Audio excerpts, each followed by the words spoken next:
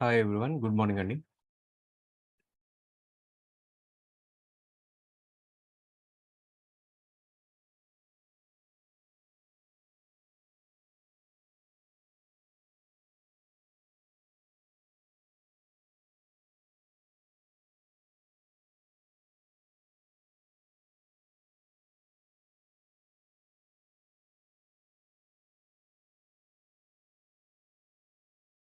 ప్రీవియస్‌గా వచ్చేసి మనం సీడీఎన్ సర్వీస్ అయితే డిస్కస్ చేసామండి. క్లౌడ్ ఫ్రంట్ అనేటువంటిది.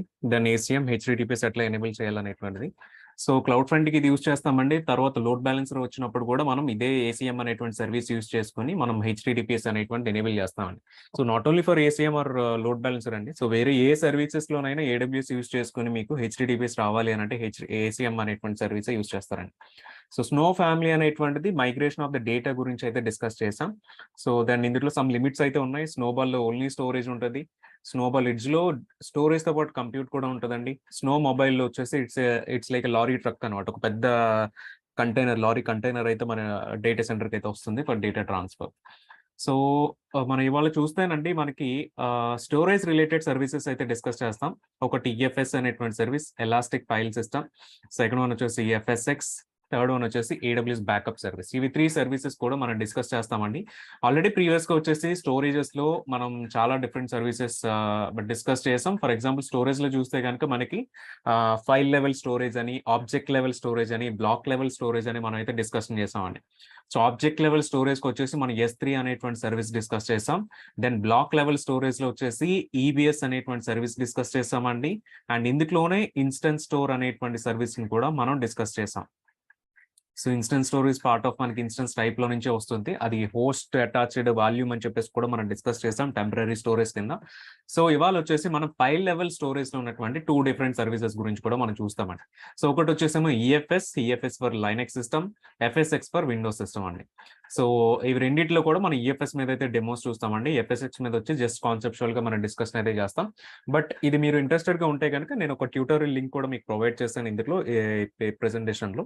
సో, మీరు ఆ లింక్ క్లిక్ చేయగానే మీకు దాని గైడెడ్ మీకు ఆ లింక్ ట్యుటోరియల్ లింక్ అయితే మీకు ఓపెన్ అవుతుందండి. దాని ఫైనల్లీ వచ్చేసి ఏడబ్ల్యూఎస్ బ్యాకప్ సర్వీస్ చెక్ చేస్తామండి. ఎందుకంటే ఏ స్టోరేజ్ సర్వీస్ తీసుకున్నా, ఏ సర్వర్ రిలేటెడ్ కాంపోనెంట్స్ మనం తీసుకున్నా బ్యాకప్ అనేటువంటి వెరీ, వెరీ ఇంపార్టెంట్. సో, ఏడబ్ల్యూఎస్‌లో బ్యాకప్ అనేటువంటి సర్వీస్ యూజ్ చేసుకొని ఎట్లా మనం అన్నీ కూడా ఆటోమేషన్ చేయొచ్చు అనేటువంటిది కూడా ఒకసారి చెక్ చేద్దామండి.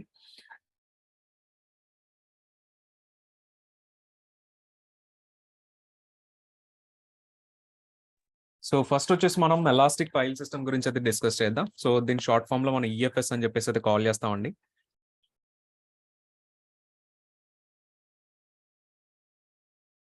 సో, ఈఎఫ్ఎస్ వచ్చేసి మనకి ఎన్ఎఫ్ఎస్ ప్రోటోకాల్ మీద ఇంప్లిమెంట్ అయిందండి. ఈవెన్ ఎగ్జామినేషన్ పర్స్పెక్టివ్‌లో గాని, రియల్ టైమ్ సినారియోలో గాని, మీకు ఎన్ఎఫ్ఎస్ ప్రోటోకాల్ మీద మీకు స్టోరేజ్ కావాలి అని అంటే గనక మీకు ఈఎఫ్ఎస్ అనేటువంటి సర్వీస్ గాని, ఇట్లా ఫైల్ లెవెల్ స్టోరేజ్ గాని మీరు యూజ్ చేస్తారండి. సో, బేసికల్లీ ఎన్ఎఫ్ఎస్ అంటే నెట్వర్క్ ఫైల్ షేర్ లాంటిదేనండి. సో, ఇది మనకు ప్రోటోకాల్. ఫర్ ఎగ్జాంపుల్ మనం ఒక వెబ్ సర్వర్‌ని హోస్ట్ చేయాలంటే హెచ్‌టిటిపి ప్రోటోకాల్ ఎట్లనైతే ఉందో, లేకపోతే హెచ్‌టిటిపిఎస్ ప్రోటోకాల్ ఎట్లా అయితే ఉందో, ఎస్ఎస్హెచ్ ప్రోటోకాల్ గాని ఆర్ ఎల్స్ మనకి ఆర్‌డిపి ప్రోటోకాల్ ఇట్లా ఎవ్రీ సర్వీస్‌కి కూడా సమ్ ప్రోటోకాల్ ఉంటుంది. సేమ్ అట్లనే ఈఎఫ్ఎస్ అనేటువంటి దానికి కూడా మనకి సమ్ ప్రోటోకాల్ అయితే ఉందండి. సో, మనకి ఏడబ్ల్యూఎస్‌లో ఈఎఫ్ఎస్‌కొచ్చేసి ఎన్ఎఫ్ఎస్ వి4 అనేటువంటి ప్రోటోకాల్ మీద అయితే మనకి ఈఎఫ్ఎస్ అనేటువంటి సర్వీస్ ఇంప్లిమెంట్ అయింది. మీరు ఏ లైనక్స్ సిస్టమ్ తోటి ఈఎఫ్ఎస్ అనేటువంటిది మీరు ఇంటిగ్రేట్ చేయాలి అన్నా, కనెక్ట్ చేయాలి అన్నా మీకిది ఎన్ఎఫ్ఎస్ ప్రోటోకాల్ మీద మాత్రమే కనెక్ట్ అవుతదండి. సో, ఎవ్రీ ప్రోటోకాల్‌కి డిఫరెంట్ పోర్ట్ నంబర్ ఉన్నట్టుగానే మనకి ఎన్ఎఫ్ఎస్ కూడా డిఫరెంట్ పోర్ట్ నంబర్ ఉంది. ఇది మనం డెమో చేసేటప్పుడు అయితే చూద్దామండి. సో, ఇట్లా ఈఎఫ్ఎస్ ఈ ఫైల్ సిస్టమ్స్ అన్నీ కూడా మనకి ఓన్లీ లైనక్స్ ఈసీ2స్‌కి మాత్రం మనం మౌంట్ చేసుకుంటామండి. సో, ఇది మన ఈఎఫ్ఎస్ అని స్టోరేజ్ కాబట్టి డైరెక్ట్‌గా ఎస్3 యూజ్ చేసుకున్నట్టుగా మనం ఏ సర్వీస్ పడితే ఆ సర్వీస్‌లో ఈసీ2లో మనం ఓపెన్ చేయలేమండి. సో, ఫస్ట్ మీరు ఏం చేయాలి అనంటే ఈబీఎస్ వాల్యూమ్స్ ఎట్లనైతే మీరు అటాచ్ చేస్తున్నారో అట్లా మీరు ఇక్కడ కూడా మౌంటింగ్ అనేటువంటిది చేయాలండి. ఈఎఫ్ఎస్ కూడా మీరు సెపరేట్‌గా మౌంటింగ్ చేసుకోవాలి. సో, బేసికల్లీ మనం ఎర్లియర్‌గా ఫైల్ లెవెల్ స్టోరేజ్ డిస్కస్ చేసుకున్నప్పుడు ఏం చేసాము అనంటే ఈ ఈఎఫ్ఎస్ అనేటువంటిది గాని ఫైల్ లెవెల్ స్టోరేజ్ అంటే ఏంటంటే నెట్వర్కింగ్‌లో ఉన్నటువంటి డిఫరెంట్ సర్వర్స్ అన్నిట్లికి కూడా ఇది ఒక షేర్డ్ స్టోరేజ్ కింద అయితే మనం డిస్కస్ చేసామండి. సో, ఇవన్నీ కూడా దీనికే కనెక్ట్ అయ్యి ఉంటాయి. సో, అట్లా మీరు ఏ సర్వర్‌కైతే ఈ సేమ్ కామన్ స్టోరేజ్ అనేటువంటిది యాక్సెస్ అవ్వాలి అని అనుకుంటారో మొత్తం అన్ని డిఫరెంట్ సర్వర్స్‌లో కూడా మీరు మౌంటింగ్ అయితే చేసుకోవాలండి. ఈబీఎస్ వాల్యూమ్స్కి వచ్చేసి ఏంటంటే ఎవ్రీ సర్వర్కి కూడా ఒక మౌంటింగ్ మాత్రం సపోర్ట్ చేస్తుందండి. ఒక ఈబీఎస్ వాల్యూమ్ అంటే ఒక మౌంటింగ్ సపోర్ట్ చేస్తుంది, వేరొక ఈబీఎస్ వాల్యూమ్ వేరే సర్వర్కి మౌంటింగ్ చేస్తుంది. అంతే తప్ప ఒక ఈబీఎస్ వాల్యూమ్ వచ్చేసి మీకు మల్టీ సర్వర్ మౌంటింగ్ అయితే సపోర్ట్ చేయదండి. కానీ ఈఎఫ్ఎస్ వచ్చేసి మీకు మల్టీ సర్వర్ మౌంటింగ్ సపోర్ట్ చేస్తుంది. ఎందుకంటే ఇది మనకి file level system and network level file storage కాబట్టి. సో మనకి ఇట్లా డిఫరెంట్ సర్వర్స్ మధ్యలో కూడా మౌంటింగ్ అయితే అలో అయితే చేస్తుందండి. సో డిఫరెంట్ EC2s మధ్యలో కూడా సేమ్ స్టోరేజ్ అనేటువంటిది మన రియల్ టైంలో షేరింగ్ అనేటువంటి చేసుకోవడం కోసం మనకి ఇది హెల్ప్ అవుతుందండి. అండ్ ఈఎఫ్ఎస్ అనేటువంటిది ఏంటంటే ఇది ఒక ప్రైవేట్ సర్వీస్ అండి. సో మనం ఎర్లియర్ గా డిస్కస్ చేసినట్టుగా ప్రైవేట్ సర్వీస్, పబ్లిక్ సర్వీసెస్ ఉంటాయి. సో ప్రైవేట్ సర్వీసెస్ లో మీరు ఏ సర్వీస్ మీరు క్రియేట్ చేయాలి అన్నా సరే మీ దగ్గర VPC అనేటువంటిది ఉండాలి. సో ఇక్కడ కూడా ఈఎఫ్ఎస్ అనేటువంటిది మీరు క్రియేట్ చేయాలి అని అంటే ఖచ్చితంగా VPC అనేటువంటిది మీరు సెలెక్ట్ చేయాలి. మీరు సెలెక్ట్ చేసిన VPCలోనే ఈఎఫ్ఎస్ అనేటువంటిది ఎనేబుల్ అవుతుందండి. అండ్ అది ఎనేబుల్ అయినప్పటికీ కూడా మీకు అందులో మౌంట్ టార్గెట్స్ అనేటువంటిది మీరు సెపరేట్ గా క్రియేట్ చేసుకోవాలండి. ఈఎఫ్ఎస్ ఏంటంటే అది ఒక సర్వీస్ ఎగ్జిస్టెన్స్ లాగా మీ అకౌంట్ లో క్రియేట్ అవుతుంది. ఇది మన ఆర్కిటెక్చర్ సమ్ డయాగ్రామాటిక్ రిప్రజెంటేషన్ కూడా చూద్దామండి నెక్స్ట్ క్లాస్ లో. బట్ కాన్సెప్చువల్ గా చూస్తే కనుక మీకు ఈఎఫ్ఎస్ అనేటువంటి సర్వీస్ మీరు క్రియేట్ చేసినప్పటికీ కూడా మళ్ళీ అగైన్ ఈచ్ అవైలబిలిటీ జోన్ లో కూడా ఈఎఫ్ఎస్ కి సంబంధించిన మౌంట్ టార్గెట్స్ క్రియేట్ చేస్తేనే తప్ప మీరు విత్ ఇన్ VPCలో మీరు యాక్సెస్ చేయలేరండి. ఇది మనం డెమోస్ చేసేటప్పుడు కూడా చూస్తాం. ఈఎఫ్ఎస్ అనేటువంటిది మీకు రీజనల్ సర్వీస్ అండి. అండ్ దీని రెసిలియన్సీ కూడా వచ్చేసి రీజనల్ రెసిలియన్సీ ఉంటుంది. సో ఒక అవైలబిలిటీ పోయినా వేరొక అవైలబిలిటీలో నుంచి అవైలబిలిటీ జోన్ లో నుంచి మీకు డేటా అయితే AWS వాడు రిట్రీవ్ చేసి ఇస్తాడండి.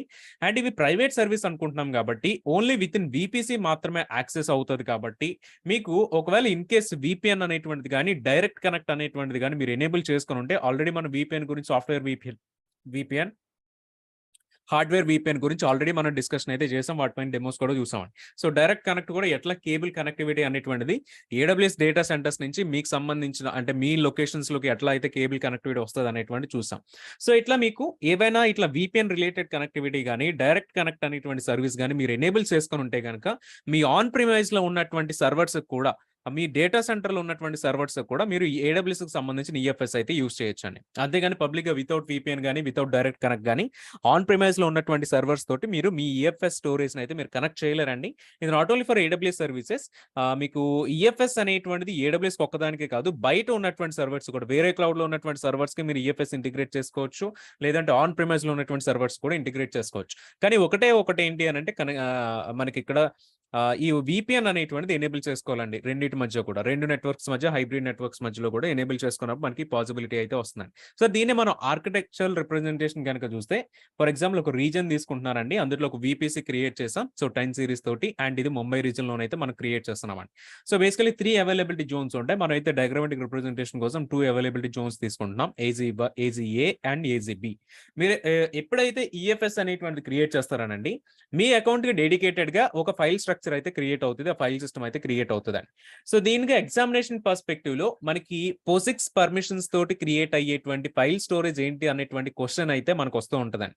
సో కాబట్టి మీకు ఎప్పుడైనా సరే POSIX అనేటువంటిది కనిపిస్తుంది అని అంటే మీరు ఈఎఫ్ఎస్ అనేటువంటి చూస్ చేసుకోవాలి. ఇది మీరు కాన్సెప్చువల్ వెళ్తే చాలా డిస్కషన్ అయితే ఉంటుంది, బట్ సింపుల్ గా మీరు POSIX అనేటువంటి ఎగ్జామినేషన్ పర్స్పెక్టివ్ లో కనిపిస్తే కనుక అది మీకు ఈఎఫ్ఎస్ అనేటువంటి సపోర్ట్ చేస్తుంది అన్నటువంటి ఒక ఐడియా ఉంటే సరిపోతుంది.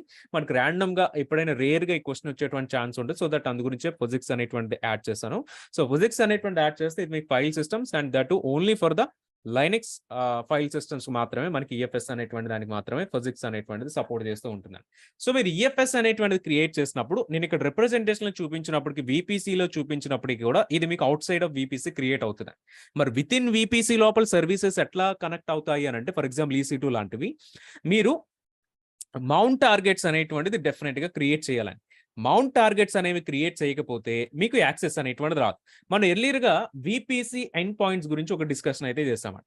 VPC ఎండ్ పాయింట్స్ లో మీరు S3 అనేటువంటి సర్వీస్ ని మీరు కనెక్ట్ అవ్వాలి అన్న, or else DynamoDB or else వేరే సర్వీస్ ని కనుక మీరు ప్రైవేట్ గా కనెక్ట్ అవ్వాలి అని అంటే, so S3 VPC end point or DynamoDB VPC end point లాంటివి మీరు ఎస్టాబ్లిష్ చేసుకోవాలి. అప్పుడు ఏమవుతుందండి, అగైన్ ఇక్కడ ఎండ్ పాయింట్స్ లో 2 టైప్స్ ఆఫ్ ఎండ్ పాయింట్స్ ఉన్నాయి. ఒకటి గేట్వే ఎండ్ పాయింట్, ఇంకోటి interface end point. So interface end points కనుక చూసుకుంటే మీ విత్ ఇన్ VPC లోపల ఒక ఇంటర్ఫేస్ అయితే క్రియేట్ అవుతూ ఉందండి. సో ఎలాస్టిక్ నెట్వర్క్ ఇంటర్ఫేస్ అని చెప్పుకోవచ్చు. సో అట్లా మీరు ఎన్ని అవైలబిలిటీ జోన్స్ సెలెక్ట్ చేస్తే అన్ని అవైలబిలిటీ జోన్స్ లో కూడా మీకు ఎలాస్టిక్ నెట్వర్క్ ఇంటర్ఫేస్ అయితే క్రియేట్ అవుతుంది. దాని నుంచి కూడా మీరు ప్రైవేట్ గా S3 సర్వీస్ ని కానీ వేరే సర్వీస్ ని కానీ మీరు ఎండ్ పాయింట్ క్రియేట్ చేసుకున్న దాన్ని కనెక్ట్ అవ్వచ్చు. సేమ్ ఇక్కడ కూడా మీకు మౌంట్ టార్గెట్స్ అంటే ఏంటంటేనండి, మీకు mount targets are nothing but but the elastic network interfaces అండి. సో ఇవి దేనికి మీకు కనెక్టివిటీ అనేటువంటి ప్రొవైడ్ చేస్తాయి అని అంటే మీ విత్ ఇన్ విపిసిలో ఎలాస్టిక్ నెట్వర్క్ ఇంటర్ఫేసెస్ క్రియేట్ అవుతాయి. బయట క్రియేట్ అయినటువంటి ఈఎఫ్ఎస్ ఫైల్ సిస్టమ్ కి మీకు ఒక కనెక్షన్ అనేటువంటిది ఎస్టాబ్లిష్ చేయడానికే మీకు ఈ మౌంట్ టార్గెట్స్ అనేవి అవసరం అవుతాయండి.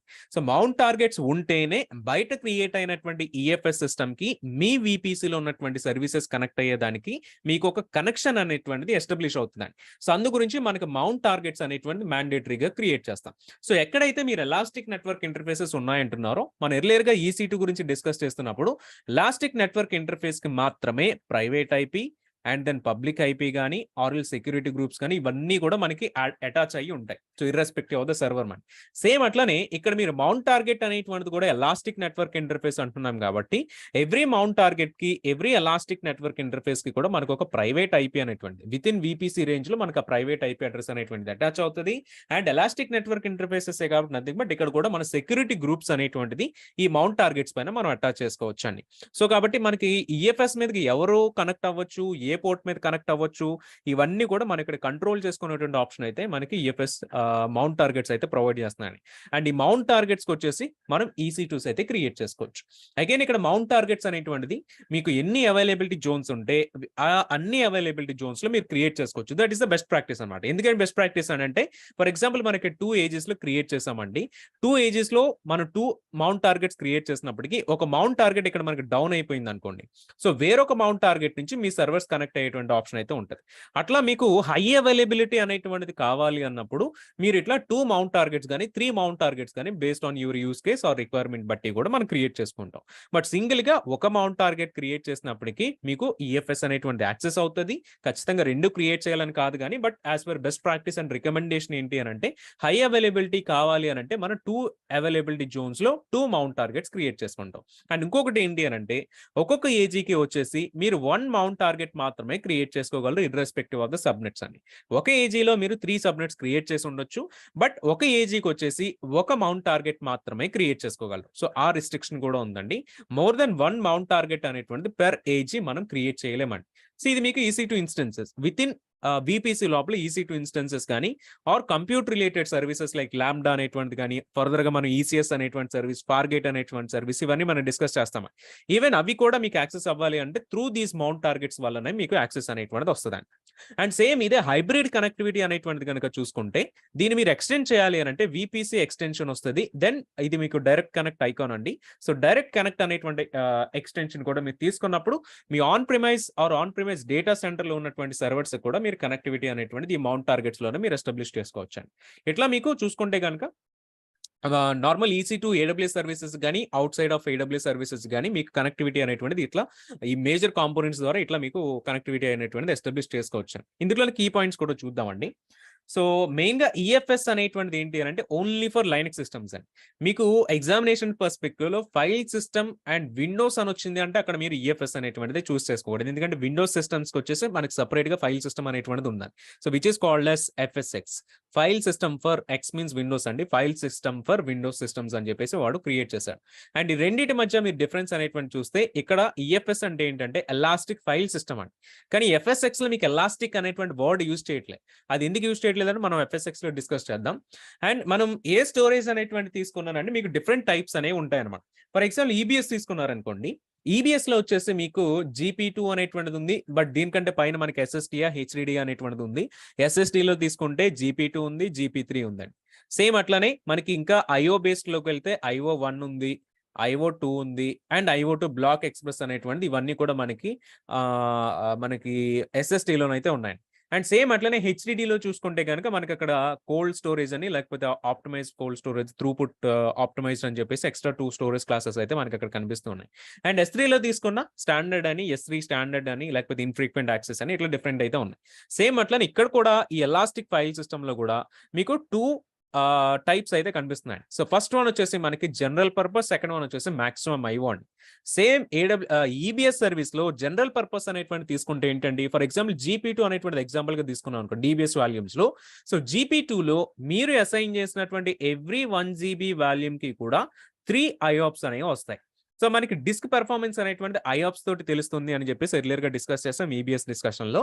సో ఐఆప్స్ అంటే input output per second. So 1 GB equal to 3 ఐఆప్స్ వస్తున్నప్పుడు సేమ్ ఇదే మనకి 10 GB అనుకోండి. సో 10 × 3 30 ఐఆప్స్ వస్తాయండి.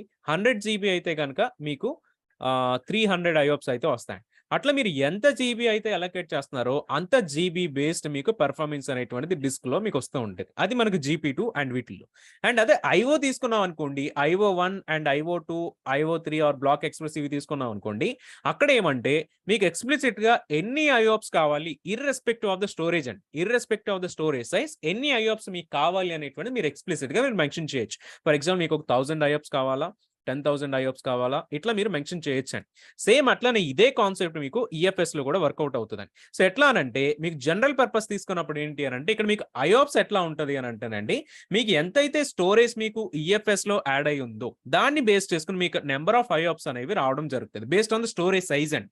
మ్యాక్స్ ఐఓ అంటే ఏంటి అని అంటే మీకు ఇక్కడ ఐఆప్స్ అనేటువంటి ఎక్స్ప్లిసిట్ గా ఎన్ని ఐఆప్స్ కౌంట్ కావాలి అనేటువంటిది మీరు ఎక్స్ప్లిసిట్ గా యాడ్ చేసుకోవచ్చు ఇర్రెస్పెక్టివ్ ఆఫ్ ద సైజ్ అనమాట. మెయిన్ గా ఈఎఫ్ఎస్ అంటే ఏంటంటేనండి మీకు ఇది స్కేలబుల్ స్టోరేజ్ అండి. ఒక S3 తీసుకున్నప్పుడు ఎట్లానైతే మీకు ఎంత స్టోరేజ్ కావాలి అనేటువంటిది మీరు మెన్షన్ చేయరో డైరెక్ట్ గా మీరు ఈఎఫ్ఎస్ క్రియేట్ చేస్తారు, యూజ్ చేస్తూ ఉంటారండి. అంతకు మించి మీకు ఇక్కడ ఎటువంటి లిమిటేషన్ కూడా ఉండదు, ఎటువంటి కాన్ఫిగరేషన్ కూడా ఉండదండి. సో జస్ట్ మీరు ఏం చేస్తారంటే అసలు మనకి 10 GB కావాలా, 20 GB కావాలా, 30 GB కావాలా, 100 GB కావాలా, ఇటువంటి మనం ఏమి చేయమండి.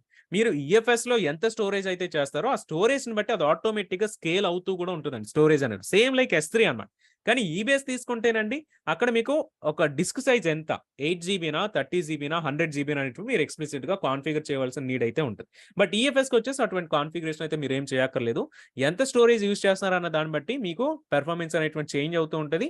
లేదు నాకు స్టోరేజ్ బేస్డ్ కాకుండా నాకు సెపరేట్ గా ఐఓ బేస్డ్ పెర్ఫార్మెన్స్ కావాలి అనుకున్నప్పుడు మీరు మ్యాక్స్ ఐఓ టైప్ అయితే మీరు చూస్ చేసుకోవచ్చు. బట్ డిఫాల్ట్ గా most of the use cases వచ్చేసి 99.99% కూడా జనరల్ పర్పస్ యూజ్ చేస్తూ ఉంటారు. సో అంతకుమించి మనకి ఎక్స్ట్రా పర్ఫార్మెన్స్ అక్కర్లేదు మోస్ట్ ఆఫ్ ద కేసెస్ అండి. రేర్ కేసులో మీకు ఎప్పుడైనా మ్యాక్స్ ఐఓ కావాలంటే మీరు చూస్ చేసుకోండి. ఓన్లీ ఈ 2 టైప్స్ ఉంటాయి. అండ్ మనకి ఇంకా చూసుకుంటే త్రూపుట్ మోడ్స్ చూసుకుంటేనండి, so bursting and provision throughput అనేవి ఉన్నాయి. ఇవి కూడా మీకు సేమ్ మన general purpose max IO type కింద వస్తాయండి. అండ్ ఇందులో స్టోరేజ్ క్లాసెస్ లో చెక్ చేస్తే కనుక మనకి స్టాండర్డ్ అనేటువంటిది ఇన్ఫ్రీక్వెంట్ యాక్సెస్ అనేటువంటివి 2 స్టోరేజ్ క్లాసెస్ అయితే కనిపిస్తున్నాయి. సేమ్ లైక్ S3 లాగానే ఫ్రీక్వెంట్ గా యూజ్ చేసే డేటా అంతా కూడా స్టాండర్డ్ లో అండ్ ఇన్ఫ్రీక్వెంట్ గా యాక్సెస్ చేసేదంతా కూడా ఇన్ఫ్రీక్వెంట్ యాక్సెస్ లో మీరు పెట్టుకోవచ్చు అండి. సో దీనివల్ల ఏమవుతుందంటే మీ స్టోరేజ్ కాస్ట్ అనేది తగ్గుతుంది. ఫర్ ఎగ్జాంపుల్ 1 GB ఇక్కడ 10 రూపీస్ కాస్ట్ అయితే మేబీ ఇక్కడ 5 రూపీస్ ఛార్జ్ అవుతుంది. అట్లా మీకు కాస్ట్ రిడక్షన్ అనేటువంటి ఇన్ఫ్రీక్వెంట్ యాక్సెస్ లో అవుతూ ఉంటుంది. అయితే ఏ ఫైల్ మీకు ఫ్రీక్వెంట్ గా యాక్సెస్ అవుతుంది, ఏ ఫైల్ మీకు ఇన్ఫ్రీక్వెంట్ గా యాక్సెస్ అవుతుంది అన్నటువంటిది మీకు ఐడియా లేకపోతే కనుక మనం S3 లో పెట్టుకున్నట్టుగానే లైఫ్ సైకిల్ పాలసీ అనేటువంటిది కూడా ఇక్కడ కూడా పెట్టుకోవచ్చు అండి. సో దీనివల్ల ఏమవుతుంది అంటే స్టాండర్డ్ నుంచి ఎన్ని డేస్ పాటు ఫైల్ యాక్సెస్ లో లేకపోతే ఇన్ఫ్రీక్వెంట్ యాక్సెస్ కి ఆటోమేటిక్ గా మూవ్ చేయాలి అనేటువంటి మీరు ఇక్కడ లైఫ్ సైకిల్ పాలసీలో కాన్ఫిగర్ చేసుకుంటారు. సో దట్ స్టాండర్డ్ నుంచి ఇన్ఫ్రీక్వెంట్ యాక్సెస్ కి వెళ్ళిపోతుంది. మళ్ళీ ఇన్ఫ్రీక్వెంట్ యాక్సెస్ నుంచి ఎప్పుడు రివర్స్ లోకి రావాలి అన్నా సరే అది కూడా మీరు కాన్ఫిగర్ చేసుకోవచ్చు అండి. ఓన్లీ 2 స్టోరేజ్ క్లాసెస్ మీకు ఈఎఫ్ఎస్ అయితే సపోర్ట్ చేస్తుంది. S3 లో తీసుకుంటే మీకు ఓన్లీ స్టాండర్డ్ నుంచి ఇన్ఫ్రీక్వెంట్ కి అట్లా కిందకి ఇట్లా మనకి వాటర్ ఫాల్ మోడల్ లాగా మీకు కిందకి రావడానికి మాత్రమే సపోర్ట్ చేస్తుంది తప్ప మళ్ళీ రివర్స్ లో పైకి వెళ్ళడానికి అయితే సపోర్ట్ చేయదండి S3 వచ్చేసి. కానీ ఈఎఫ్ఎస్ వచ్చేసి మీకు ఇన్ఫ్రీక్వెంట్ లో వెళ్ళినప్పటికీ కూడా ఇన్ఫ్రీక్వెంట్ లో ఫర్ ఎగ్జాంపుల్ ఫస్ట్ టైం మనం యాక్సెస్ చేస్తాం అనుకోండి, అది మళ్ళీ తీసుకొచ్చే స్టాండర్డ్ లో పెట్టేస్తుంది. సో ఇట్లా మీకు రివర్స్ అనేటువంటిది కూడా మీకు ఈఎఫ్ఎస్ ఫైల్ సిస్టమ్ అనేటువంటి సపోర్ట్ చేస్తుంది. సో ఇట్లా ఈఎఫ్ఎస్ ఇస్ సింపుల్ అండి మనకి. So elastic file system simple గా ఇది మీకు స్కేలబుల్ స్టోరేజ్ సర్వీస్. ఎందుకంటే మీకు నేమ్ లోనే ఎలాస్టిక్ అనేటువంటి టెర్మినాలజీ వస్తుంది. సో ఎలాస్టిక్ మీకు కనిపిస్తుంది అని అంటే మీకు అక్కడ ఆటోమేటిక్ గా స్టోరేజ్ అనేటువంటిది స్కేల్ అవుతూ ఉంటుంది. ఇదే మీకు FSX యూజ్ చేస్తారనుకోండి, FSX లో మీకు ఎలాస్టిక్ వర్డ్ అనేటువంటిది రావట్లే. సో ఎలాస్టిక్ వర్డ్ రావట్లేదు కాబట్టి మీకు అక్కడ స్టోరేజ్ అనేటువంటిది ఆటోమేటిక్ స్కేలింగ్ అనేటువంటి జరగదండి. మీరు FSX క్రియేట్ చేస్తున్నారు అని అంటే ఎక్స్ప్లిసిట్ గా మీకు డిస్క్ సైజ్ ఎంత కావాలి అనేటువంటిది మీరు మెన్షన్ చేస్తేనే తప్ప FSX అనేటువంటిది మీకు అలౌ చేయదండి. సో కాబట్టి అది డిఫరెన్స్ అయితే ఉంటుంది. సో ఎలాస్టిక్ అనేటువంటి వర్డ్ అందు గురించి AWS వర్డ్ అన్ని చోట్లకి యాడ్ చేస్తూ ఉంటారు, లేదంటే స్కేలబుల్ అనేటువంటి యాడ్ చేస్తారు. S3 తీసుకోండి సింపుల్ స్కేలబుల్ స్టోరేజ్ అనేటువంటి యాడ్ చేస్తారు. So scalable storage means scale అవుతూ ఉంది. సో అట్లా ఉందండి. సో ఒకసారి వీటన్నిటిపైన మనం డెమో కేసెస్ అయితే చూద్దాం. సో ఒక ఈఎఫ్ఎస్ క్రియేట్ చేద్దామండి. ఎట్లా కన్సోల్ నుంచి క్రియేట్ చేయాలి, మనం క్రియేట్ చేసిన దాన్ని 2 EC2 ఇన్స్టెన్సెస్ కి మనం అటాచ్ చేస్తాం. 2 EC2 ఇన్స్టెన్సెస్ లాంచ్ చేసి అవి 2 కి కూడా మనం ఈఎఫ్ఎస్ అటాచ్ చేస్తాం. ఒక సర్వర్ నుంచి ఫస్ట్ సర్వర్ నుంచి కూడా ఒక ఈఎఫ్ఎస్ అనేటువంటి క్రియేట్ చేసి ఆ ఈఎఫ్ఎస్ సర్వర్ కి మౌంట్ అయ్యి దెన్ అందులోకి ఒక ఫైల్ అనేటువంటిది మనం స్టోర్ చేస్తాం.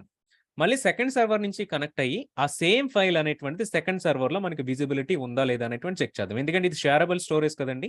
సో ఫస్ట్ సర్వర్ యాడ్ చేసిన సెకండ్ సర్వర్ కనిపించాలి, సెకండ్ సర్వర్ యాడ్ చేసిన ఫస్ట్ సర్వర్ కనిపించాలి. అట్లా ఎన్ని సర్వర్స్ అయితే నెట్వర్క్లో ఉంటాయో అన్ని సర్వర్స్కి కూడా మీకు ఇక్కడ కనెక్టివిటీ అనేటువంటిది ఉండాలి. సో ఒకసారి ఏమైనా క్వెరీస్ ఉంటే కనుక మీరు చాట్లో అనేది యాడ్ చేయండి ఈఎఫ్ఎస్ గురించి. సో ఒకసారి చూద్దాం దీని గురించి డెమోన్ అయితే. నేను ఒకసారి బ్రౌజర్ షేర్ చేస్తానండి.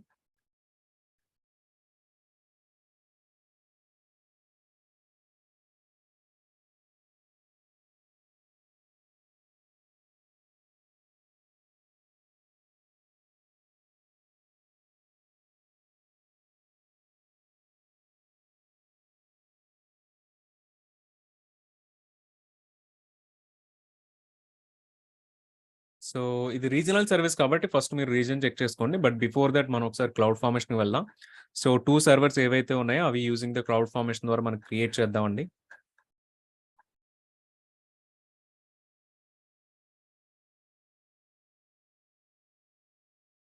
Create stock. సో ఎట్లయినా మీరు క్రియేట్ చేసుకోవచ్చు, లేదంటే మీరు సెపరేట్గా ఒక 2 EC2 ఇన్స్టెన్సెస్ డిఫాల్ట్ VPCలో క్రియేట్ చేసైనా మీరు దానిపైన డెమో చేయొచ్చండి. So EC2s for EFS demo. So EFS demo. So ఇది స్టాక్లో వచ్చేసి మీకు ఎక్స్ప్లిసిట్గా VPC సెపరేట్గా క్రియేట్ అవుతుంది.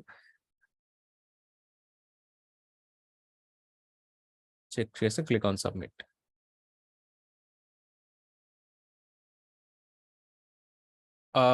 ఎస్ సుధీర్ గారు, మీరు AG1 ఇక్కడ మౌంట్ టార్గెట్స్ అనేటువంటిది మీకు సెపరేట్, అవి జస్ట్ మీరు access చేయడానికేనండి.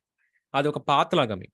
But end of the day మొత్తం ఎక్కడ స్టోర్ అవుతాయి అంటే వెనకాల ఉన్నటువంటి EFS సర్వీస్లోనే స్టోర్ అవుతాయి. మీరు AG1 మౌంట్ టార్గెట్ నుంచి క్రియేట్ చేసిన, AG2 మౌంట్ టార్గెట్ నుంచి క్రియేట్ చేసిన మీకు బయటకు వెనక్కి వెళ్ళి EFS స్టోరేజ్లోనే స్టోర్ అవుతుంది. సో అది మీరు మళ్ళీ ఎక్కడి నుంచి యాక్సెస్ చేసినా మీకు 2 చోట్ల కూడా స్టోరేజ్ అనేటువంటిది కనిపిస్తుందండి.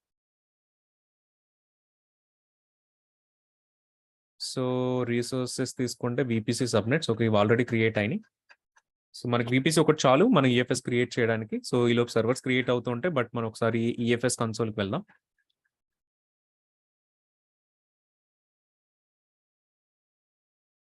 సో ఇక్కడ చూస్తే మీకు కాస్టింగ్స్ కూడా కనిపిస్తున్నాయండి. సో స్టాండర్డ్కి ఎంత కాస్టింగ్ పర్ జీబీ. సో ఇది స్కేలబుల్ స్టోరేజ్ కాబట్టి మీకు ఎంత జీబీ అసైన్ చేస్తున్నారు అనేటువంటి మీకు తెలియదు. సో కాబట్టి ఇది బేస్డ్ ఆన్ మీ యూసేజ్ బట్టండి ప్యూర్లీ కూడా.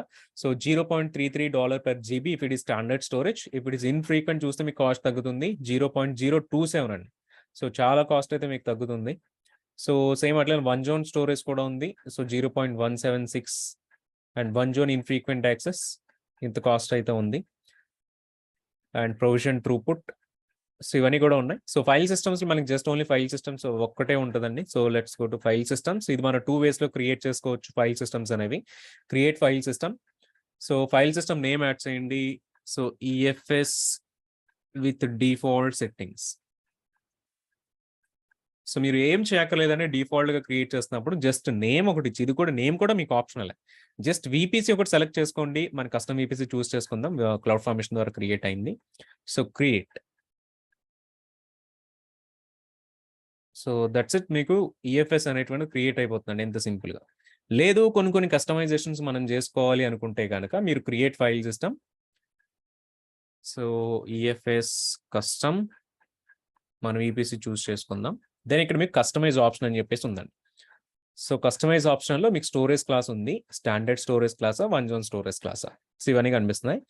Then automated backups. ఇది మనం బ్యాకప్ సర్వీస్ చూసినప్పుడు చూద్దాం. ఈ ఆటోమేటెడ్ బ్యాకప్స్ అన్ని కూడా AWS బ్యాకప్ అనేటువంటి సర్వీస్ తీసుకొని EFSలో ఏదైతే స్టోరేజ్ ఉంటుందో ఆ స్టోరేజ్ అంతా కూడా మీకు బ్యాకప్ తీస్తూ ఉంటుంది. సో దాన్ని మళ్ళీ మీరు రిస్టోర్ చేసినప్పుడు సేమ్ ఫైల్ సిస్టమ్ మీకు క్రియేట్ అవుతుంది.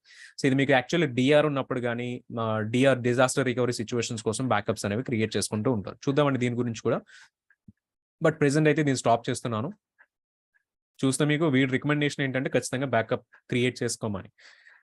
బట్ మనం బ్యాకప్ గురించి ఇంకా డిస్కస్ చేయలేదు కాబట్టి దీన్ని నేను డిజేబుల్ చేస్తున్నాను. సో లైఫ్ సైకిల్ మేనేజ్మెంట్ అండి.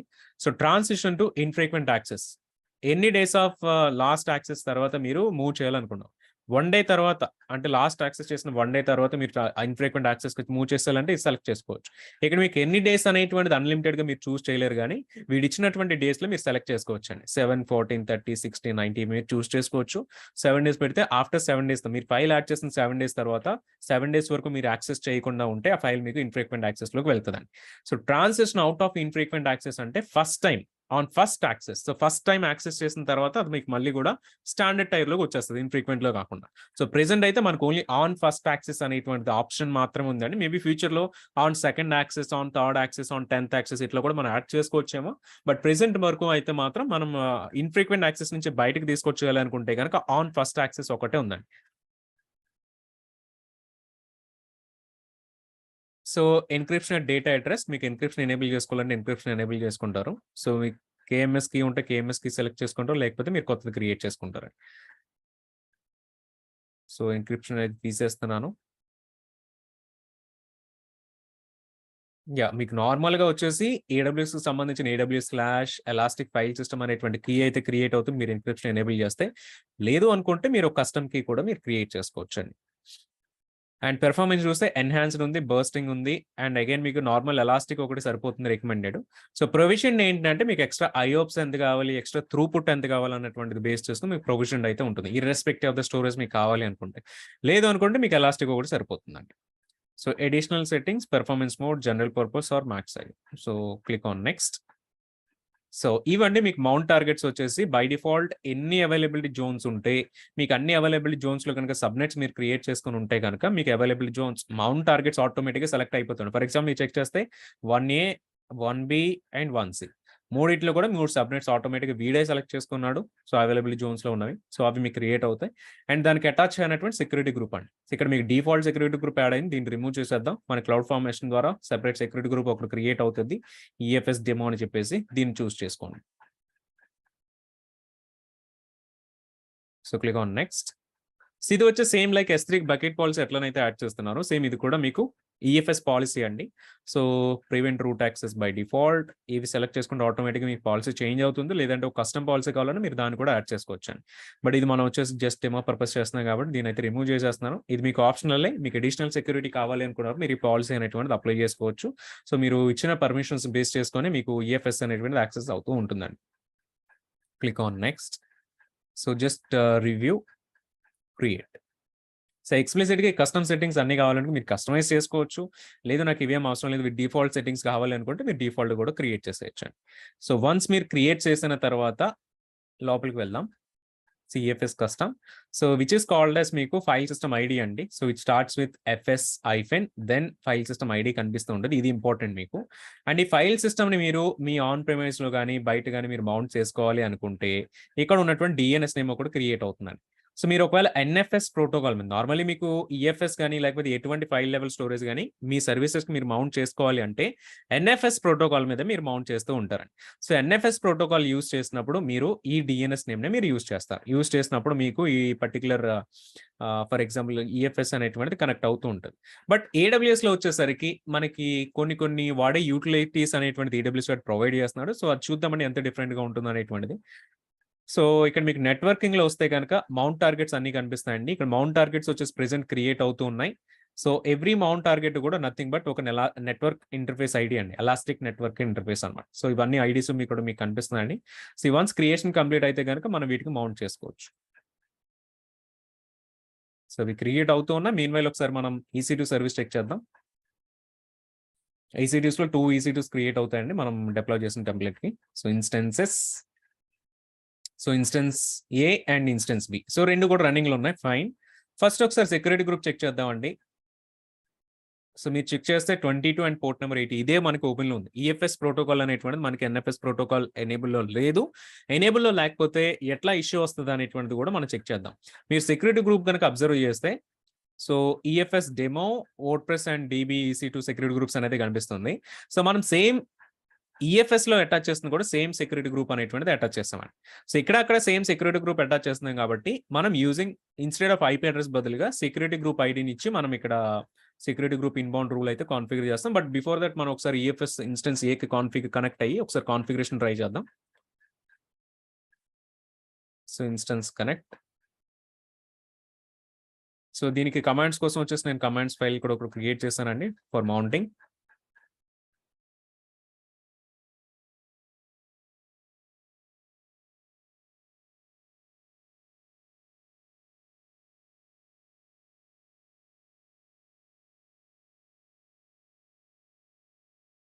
సో మనం ఈవీఎస్ వాల్యూమ్ అటాచ్ చేసేటప్పుడు ఏవైతే కమాండ్స్ యూజ్ చేసామో సేమ్ అవే కమాండ్స్ ఇక్కడ కూడా యూజ్ చేస్తూ ఉంటామండి. మీరు చెక్ చేస్తే df-h3 for checking the partitions and ఎఫ్ఎస్ ట్యాబ్‌లోనే ఇక్కడ కూడా యాడ్ చేస్తాం. సో, ఇక్కడ మనం ఇన్‌స్టెడ్ ఆఫ్ మౌంట్ మాన్యుయల్‌గా చేసే బదులుగా ఎఫ్ఎస్ ట్యాబ్‌లోనే బై డిఫాల్ట్ యాడ్ చేసేస్తున్నామండి.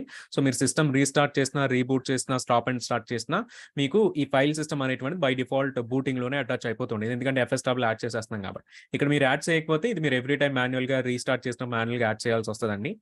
సో, ఒకసారి చెక్ చేద్దాం first. EC2 instance. So, just admin మోడ్‌లోకొస్తున్నాను. sudo -i so, df-ht check చేద్దామండి. సో, మీకు చెక్ చేస్తే నార్మల్ డివైస్ వచ్చేసి XVDA 1 ఒకటే కనిపిస్తుంది. ఇది మీకు XFS అనేటువంటి ప్రోటోకాల్ మీద కనిపిస్తుందండి. సో, XFS అనేటువంటి ప్రోటోకాల్ మీద మీకు డిస్క్ అయితే అటాచ్ అయింది. రిమైనింగ్ అన్ని కూడా ఇవన్నీ టెంపరరీ ఫైల్ సిస్టమ్స్. వీటి వల్ల మనకు అంత యూజ్ ఉండదు. సో, మన డిస్క్ మాత్రం 8 జీబీ అనేటువంటి డిస్క్ అయితే క్రియేట్ అయింది. Which is for EBS volume. So, next వచ్చేసి మనకి ఒక డైరెక్టరీ క్రియేట్ చేస్తున్నామండి. సో, EFS అనేటువంటి ఫోల్డర్‌లో WP కంటెంట్ అనేటివి ఒక డైరెక్టరీ క్రియేట్ చేస్తాం. మీరు ఇక్కడ ఏ డైరెక్టరీ అయినా క్రియేట్ చేసుకోవచ్చు. ఇదే క్రియేట్ చేయాలని కాదండి. ఏదైనా క్రియేట్ చేసుకోవచ్చు.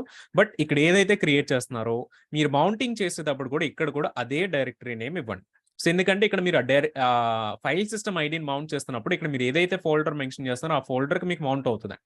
సో, ఇందులో మీకు స్టోర్ చేసేవి ఏవైతే ఉన్నాయో స్టోర్ అయ్యేవన్నీ కూడా మీరు ఇక్కడ క్రియేట్ చేసేటువంటి ఫోల్డర్‌లో మీకు స్టోర్ అవుతూ ఉంటాయి. So, make directory means directory create అవుతుంది. సో, -p అనేటువంటిది మీకు ఎందుకు యూజ్ అవుతుందంటే, సో, ఇక్కడ ఫోల్డర్ స్ట్రక్చర్ వచ్చేసి EFS లోపల మనం WP కంటెంట్ క్రియేట్ చేస్తున్నామండి. సో, నేను ఒకసారి -p రిమూవ్ చేసేస్తాను. సో, -p రిమూవ్ చేస్తే ఏమవుతదంటే మీకు ఫస్ట్ EFS అనేటువంటిది క్రియేట్ అయ్యి ఉండాలి. అప్పుడే EFS లోపల మీరు క్రియేట్ చేయగలుగుతారు. కానీ మనం ఇట్లా పాత్ అనేటువంటిది ఉందో లేదో చెక్ చేయకుండా సో, మొత్తం ఆ స్ట్రక్చర్ అంతా ఒకేసారి క్రియేట్ చేయాలనుకుంటే మనం -p అనేటువంటిది యాడ్ చేసుకుంటాం. సో, -p ఇచ్చినప్పుడు ఏమవుతదంటే EFS ఫోల్డర్ క్రియేట్ చేస్తది. మళ్ళీ EFS లోపల WP కంటెంట్ అనేటువంటి ఫోల్డర్ కూడా క్రియేట్ చేస్తది.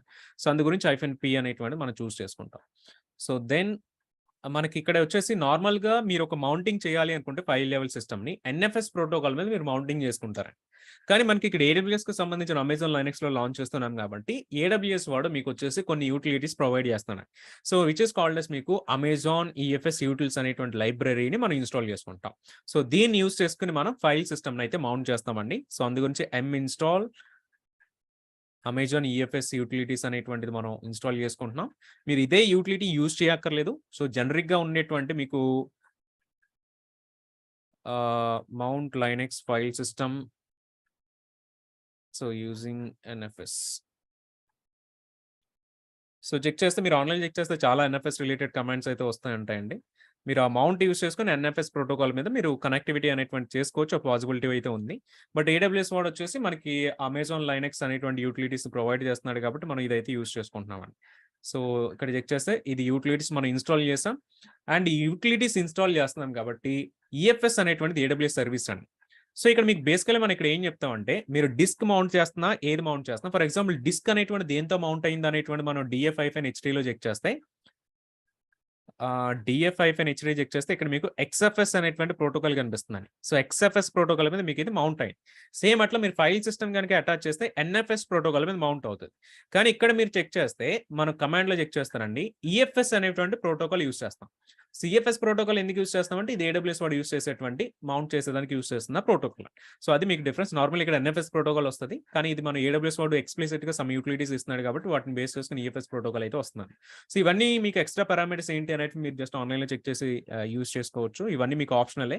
బట్ మనకి మేజర్‌గా ఇంపార్టెంట్ ఏంటి అనంటే file system ID is important. And ఇది ఏ పాత్‌లో మీరు మౌంట్ చేయాలనుకుంటున్నారు, ఏ ప్రోటోకాల్ మీద మీరు మౌంట్ చేయాలనుకుంటున్నారు. సో, లెట్స్ సీ అండి. మనం సో, FS ట్యాబ్‌ని ఒకసారి ఓపెన్ చేద్దాం. సో, FS ట్యాబ్‌లో బై డిఫాల్ట్‌గా మీకు ఉన్నటువంటి రూట్ డివైస్ ఉంది కదా! సో, రూట్ డివైస్‌కి సంబంధించిన కనెక్టివిటీ లింక్ అయితే మీకు కనిపిస్తుంది. సో, ఇదొచ్చేసి మీకు block ID for EBS volume XFS protocol. So, file system ID copy చేసుకుందాం. సో, ఫైల్ సిస్టమ్ ఐడీని మీరొచ్చేసి రీప్లేస్ చేయాలి. సో, ఏదైతే ఫైల్ సిస్టమ్ ఐడీ మీకు EFS‌కి క్రియేట్ అయిందో సేమ్ దానితోటి ఒకసారి రీప్లేస్ చేద్దాం. సో, ఒకసారి రిఫ్రెష్ చేస్తాను. ఇక్కడ మనకి మౌంట్ టార్గెట్స్ అన్ని క్రియేట్ అయినాయో లేదో. యాహ్! సో, అన్నీ కూడా మనకి అవైలబుల్‌గా అయితే వచ్చినాయండి మౌంట్ టార్గెట్స్ అన్నీ. సో ఇది వచ్చేసి మనకి file system ID. So normally మీరు ఈఎఫ్ఎస్ అనేటువంటి యూటిలిటీస్ యూజ్ చేయకపోతే ఇక్కడ ఉన్నటువంటి డిఎన్ఎస్ నేమ్‌ని మీరు యూజ్ చేస్తారండి. బట్ ఇక్కడ మనం వచ్చేసి ఈఎఫ్ఎస్ అనేటువంటి యూటిలిటీ యూజ్ చేస్తాం. సో ఆటోమేటిక్‌గా ఏడబ్ల్యూఎస్ వాడి బ్యాక్ ఎండ్ యూటిలిటీ యూజ్ చేసుకొని దీని కింద ఉన్న ఇప్పుడు మనం ఏదైతే ఈసీ2 క్రియేట్ చేస్తామో ఆ ఈసీ2 ఏ మౌంట్ టార్గెట్‌లో ఉంది అనేటువంటి మౌంట్ టార్గెట్ ఐడి రిట్రీవ్ చేసుకుంటదండి. రిట్రీవ్ చేసుకొని దెన్ మీకు ఇక్కడ ఇవైతే చూపిస్తూ ఉంటది. కనెక్టివిటీ అనేటువంటిది ఎస్టాబ్లిష్ చేస్తదండి. సో ఫైల్ సిస్టమ్ ఐడిని ప్లేస్ చేస్తున్నాను. So that's it. ఒకవేళ మీరు బయట ఫోల్డర్ క్రియేషన్ గనుక వేరే చేస్తే అది మీరు ఇక్కడ కూడా రీప్లేస్ చేయాల్సొస్తది. సో ఎఫ్ఎస్ టాబ్ అయితే సేవ్ అయింది. Escape shift colon WQ. Then finally వచ్చేసి మనం మౌంట్ కమాండ్ అయితే రన్ చేస్తామండి. సో మౌంట్ చెక్ చేస్తే మీరు ఏదైతే ఫోల్డర్ మనం యాడ్ చేస్తామో దానికి మనం మౌంటింగ్ అనేటువంటిది రన్ చేస్తున్నాం. సో చూస్తే మీకు మౌంటింగ్ అవ్వట్లేదండి. మౌంటింగ్ ఎందుకు అవ్వట్లేదు అని గనుక మీరు చెక్ చేస్తే పోర్ట్ నెంబర్ మనం ఓపెన్ చేయలే. ఎన్ఎఫ్ఎస్ ప్రోటోకాల్ వచ్చేసి. ఒకసారి మనం సెక్యూరిటీ గ్రూప్‌కి వెళ్దామండి. Security group. సో ఇక్కడ మనకి ఈఎఫ్ఎస్‌కి ప్లస్ ఈసీ2 ఇన్స్టెన్స్‌కి సేమ్ సెక్యూరిటీ గ్రూప్ అటాచ్ అయింది కాబట్టి మనం సేమ్ ఎస్టీఐడీని కాపీ చేసుకుంటున్నాం.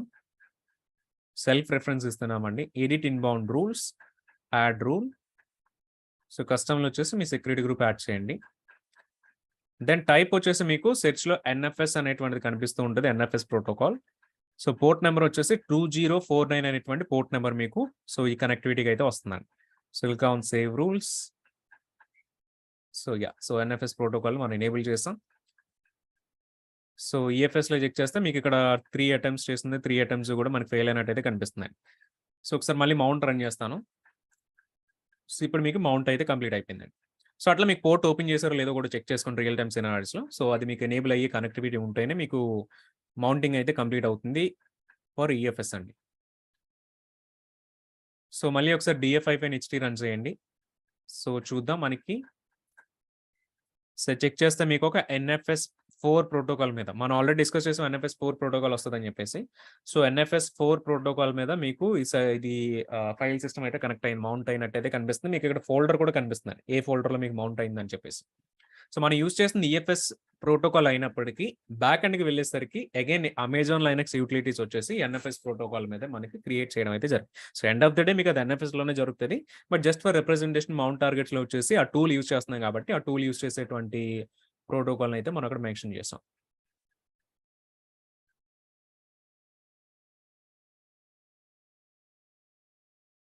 సో ఒకసారి మనం క్రియేట్ చేసిన ఫోల్డర్‌కి వెళ్దామండి. EFS-WP content.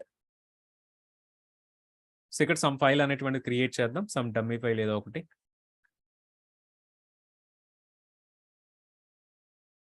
So some test file .txt. So ఇందులో వచ్చేసి సమ్ టెక్స్ట్ యాడ్ చేయండి. So I'm from instance 1 or something. So same ఇదే ఫైల్ అండ్ ఇదే కంటెంట్ వచ్చేసి మీకు సెకండ్ సర్వర్‌లో మనం మౌంట్ చేసినప్పుడు ఈ ఫైల్ అనేటువంటిది ఆటోమేటిక్‌గా అక్కడ కనిపించాలి. సో అది కూడా టెస్ట్ చేద్దాం. So escape shift colon WQ to save the file. So that's it from the first server అండి. సెకండ్ సర్వర్‌కి వెళ్దాం. ఇన్స్టెన్సెస్. సో ఇట్లా మీరు ఎన్ని సర్వర్స్ అయితే మౌంట్ చేయాలనుకున్నా అన్ని సర్వర్‌లు సేమ్ అదే కైండ్ ఆఫ్ మౌంటింగ్ అయితే మీరు అటాచ్ చేస్తే mounting is nothing but attaching అండి. So easy to instance connect. Click on connect.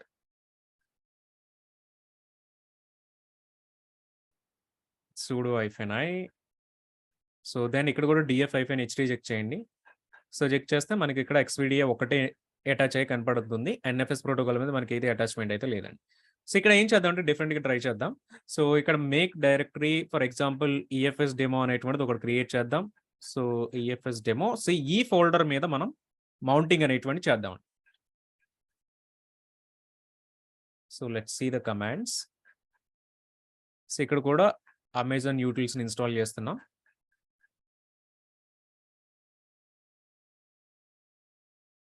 So then make directory already మనం EFS డెమో అనేటువంటి క్రియేట్ చేసాం. So fine this is.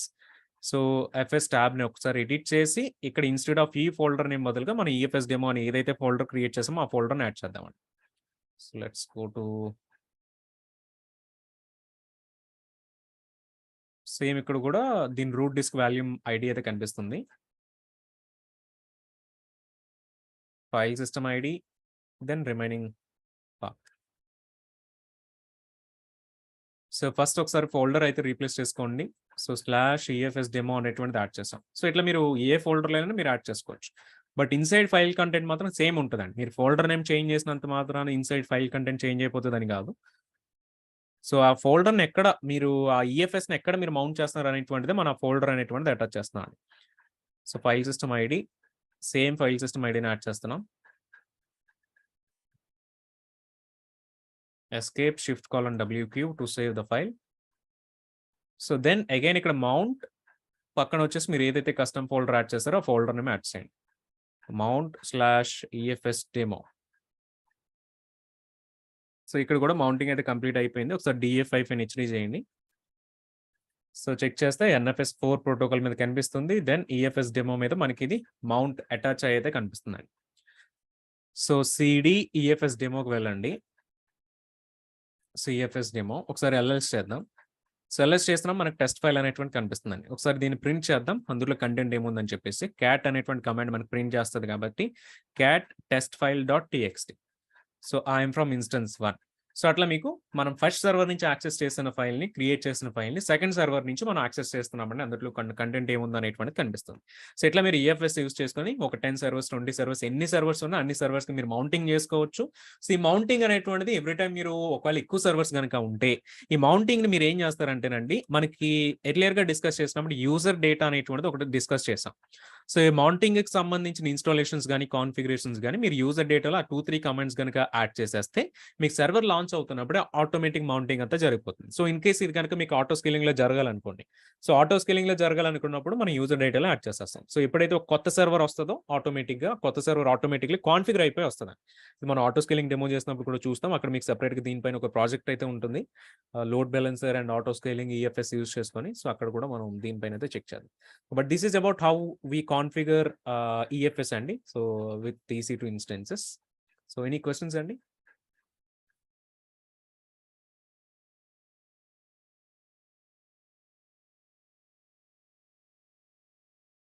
So file system ID అనేటువంటిది host name కాదు. మనం ఎక్స్‌ప్లిసిట్‌గా EFS అనేటువంటిది use చేస్తున్నాం కాబట్టి ఫర్ ఎగ్జాంపుల్ ఇక్కడ EFS యూటిలిటీస్ యూజ్ చేస్తున్నాం కాబట్టి AWS వాడు ఏం చేస్తాడంటే ఈ ఫైల్ సిస్టమ్ ఐడిని బట్టి వాడు డీటెయిల్స్ తెచ్చుకుంటాడండి. DNS నేమ్‌ని రిట్రీవ్ చేసుకుంటాడు. సో యూజింగ్ CLI కమాండ్స్ ద్వారా. సో అదే మీరు నార్మల్ NFS ప్రోటోకాల్ యూజ్ చేశారనుకోండి. ఇన్‌స్టెడ్ ఆఫ్ AWS ప్రొవైడ్ చేసినటువంటి ప్యాకేజ్ కాకుండా అప్పుడు మీరు డైరెక్ట్‌గా ఈ DNS అనేటువంటిది యూజ్ చేస్తూ ఉంటారు.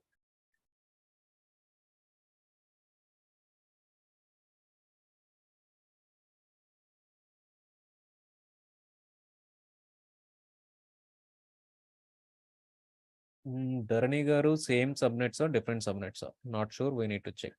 బట్ మీకు ఏ సబ్‌నెట్స్‌లో ఉన్నా, ఏ అవైలబిలిటీ జోన్స్‌లో ఉన్నా మీకు వర్కింగ్ అయితే సేమ్ ఉంటది. చూద్దాం. సో నెట్వర్కింగ్‌లో వచ్చేసి సబ్‌నెట్ 1లో ఉంది.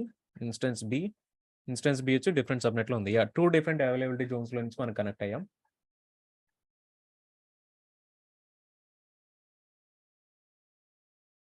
పవన్ గారు యెస్ జస్ట్ లైక్ EBS మీరు EFS మౌంట్ చేసుకొని యూజ్ చేసుకోగలుగుతారు. But only one difference is ఒకటే EFS‌ని మీరు మల్టిపుల్ సర్వర్స్‌కి అటాచ్ చేసుకోగలుగుతారు. బట్ EBS వచ్చేసి ఏంటంటే మీరు multiple సర్వర్స్‌కి attach చేయలేరండి.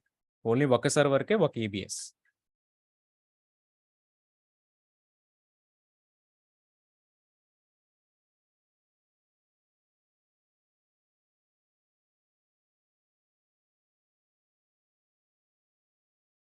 So EFS value మీద మీరు కోటా సెట్ చేయలేరు. నో. స్టోరేజ్ లిమిట్ ఏమి ఉండదండి మీకు. బేస్డ్ ఆన్ మీ యూసేజ్ బట్టి ఆటోమేటిక్‌గా మీకు స్కేల్ అవుతూ ఉంటది. అండ్ కాస్ట్ అనేటువంటిది కూడా వస్తూ ఉంటుందండి. సో వన్స్ డెమో చేసిన తర్వాత అయితే మీరు ఇన్‌స్టాన్సెస్ డిలీట్ చేయొద్దు. ఉంచుదామండి ఇంకొంచెంసేపు. మనం ఇవి ఎక్కడ యూజ్ చేస్తామనంటే బ్యాకప్ సర్విస్‌లో మనం ఇది యూజ్ చేస్తాం. సో ఒకసారి దాని గురించి ఇక్కడ చూద్దామండి. మనం FSX గురించి కూడా సో ఫర్ ఎగ్జాంపుల్ FSX ఇచ్చిన నేను ట్యుటోరియల్ లింక్ వచ్చి సేమ్ లింక్ ఉంటదండి. మీరు FSX ఎట్లా క్రియేట్ చేయాలి? లేకపోతే FSXని విండోస్ EC2 ఇన్‌స్టాన్సెస్‌కి ఎట్లా అటాచ్ చేసుకోవాలి? సో అట్లా డిఫరెంట్ ఆప్షన్స్ అయితే మీకు కనిపిస్తున్నాయి. ఒకవేళ మీరు ఎవరైనా విండోస్ స్పెసిఫిక్‌గా గనుక FSX కూడా ఎట్లా వర్క్ అవుతది అనేటువంటిది చూడాలి అనుకుంటే మీరు ఇక్కడి నుంచి కూడా మీరు ఈ లింక్స్ ఫాలో అవ్వచ్చు. నేను ఈ లింక్ వచ్చేసి మీకు ప్రెజెంటేషన్‌లో కూడా లింక్ అయితే ప్రొవైడ్ చేశాను. ఒకసారి అవి కూడా చూద్దాం.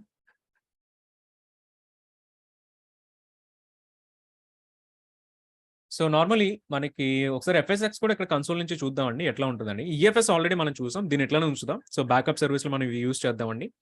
సో ఎఫ్ఎస్ఎక్స్ కూడా చెక్ చేద్దామండి.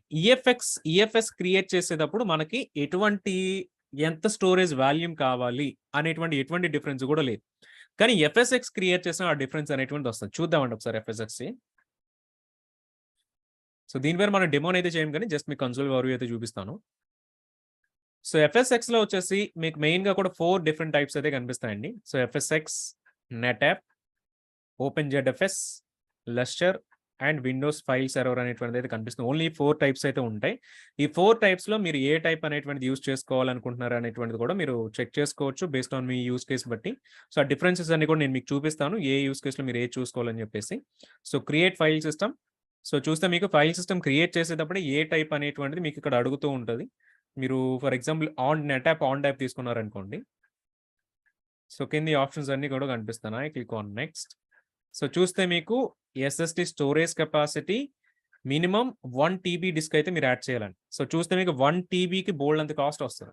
సో అందు గురించి నెట్‌యాప్ మీద మీరు డెమో చేశారు అనంటే మీ అకౌంట్‌లో చాలా డాలర్స్ కాస్ట్ అయితే వస్తదండి. సో కాబట్టి మనం ఇది చేయట్లేదు. దెన్ ఒకసారి బయటికి వెళ్దాం. సో ఓపెన్‌జెడ్ఎఫ్ఎస్ తీసుకుందాం. ఓపెన్‌జెడ్ఎఫ్ఎస్ ఫైల్‌లో కూడా మినిమమ్ 64 జీబీ నుంచి మీరు ట్రై చేయొచ్చు. సో విండోస్ ఫైల్ సర్వర్‌లో కూడా సో మినిమమ్ 32 జీబీ నుంచి ఇది ట్రై చేయొచ్చండి. సో మేబీ మీరు ట్రై చేయాలనుకుంటే 32 జీబీ నుంచి మీరు ట్రై చేయొచ్చు. Select file system. Then finally Lustre. So లస్టర్‌లో కూడా మీకు 1.2 టీబీ అండ్ 2.4 టీబీ నుంచి మాత్రమే మీకు ఇది సపోర్ట్ చేస్తదండి. సో మీరు క్రియేట్ చేసేటప్పుడు ఖచ్చితంగా మినిమమ్ స్టోరేజ్ ఎంతుంది అనేటువంటి చెక్ చేయండి. సో దాన్ని బేస్ చేసుకొని మీకు కాస్ట్ అవుతుంది. ఒకవేళ మీరు టెస్ట్ చేయాలనుకుంటే 32 జీబీ అనేటువంటిది ఉంది కదా! సో దాంతో మీరు ట్రై చేయొచ్చు. మీకు ఎక్స్‌ప్లిసిట్‌గా చార్జెస్ అయితే పడతాయి. ఇది మీకు ఎఫ్ఎస్ఎక్స్ వచ్చేసి మోస్ట్‌లీ ఫ్రీ టైర్‌లోనైతే అయితే కవర్ అవ్వదు.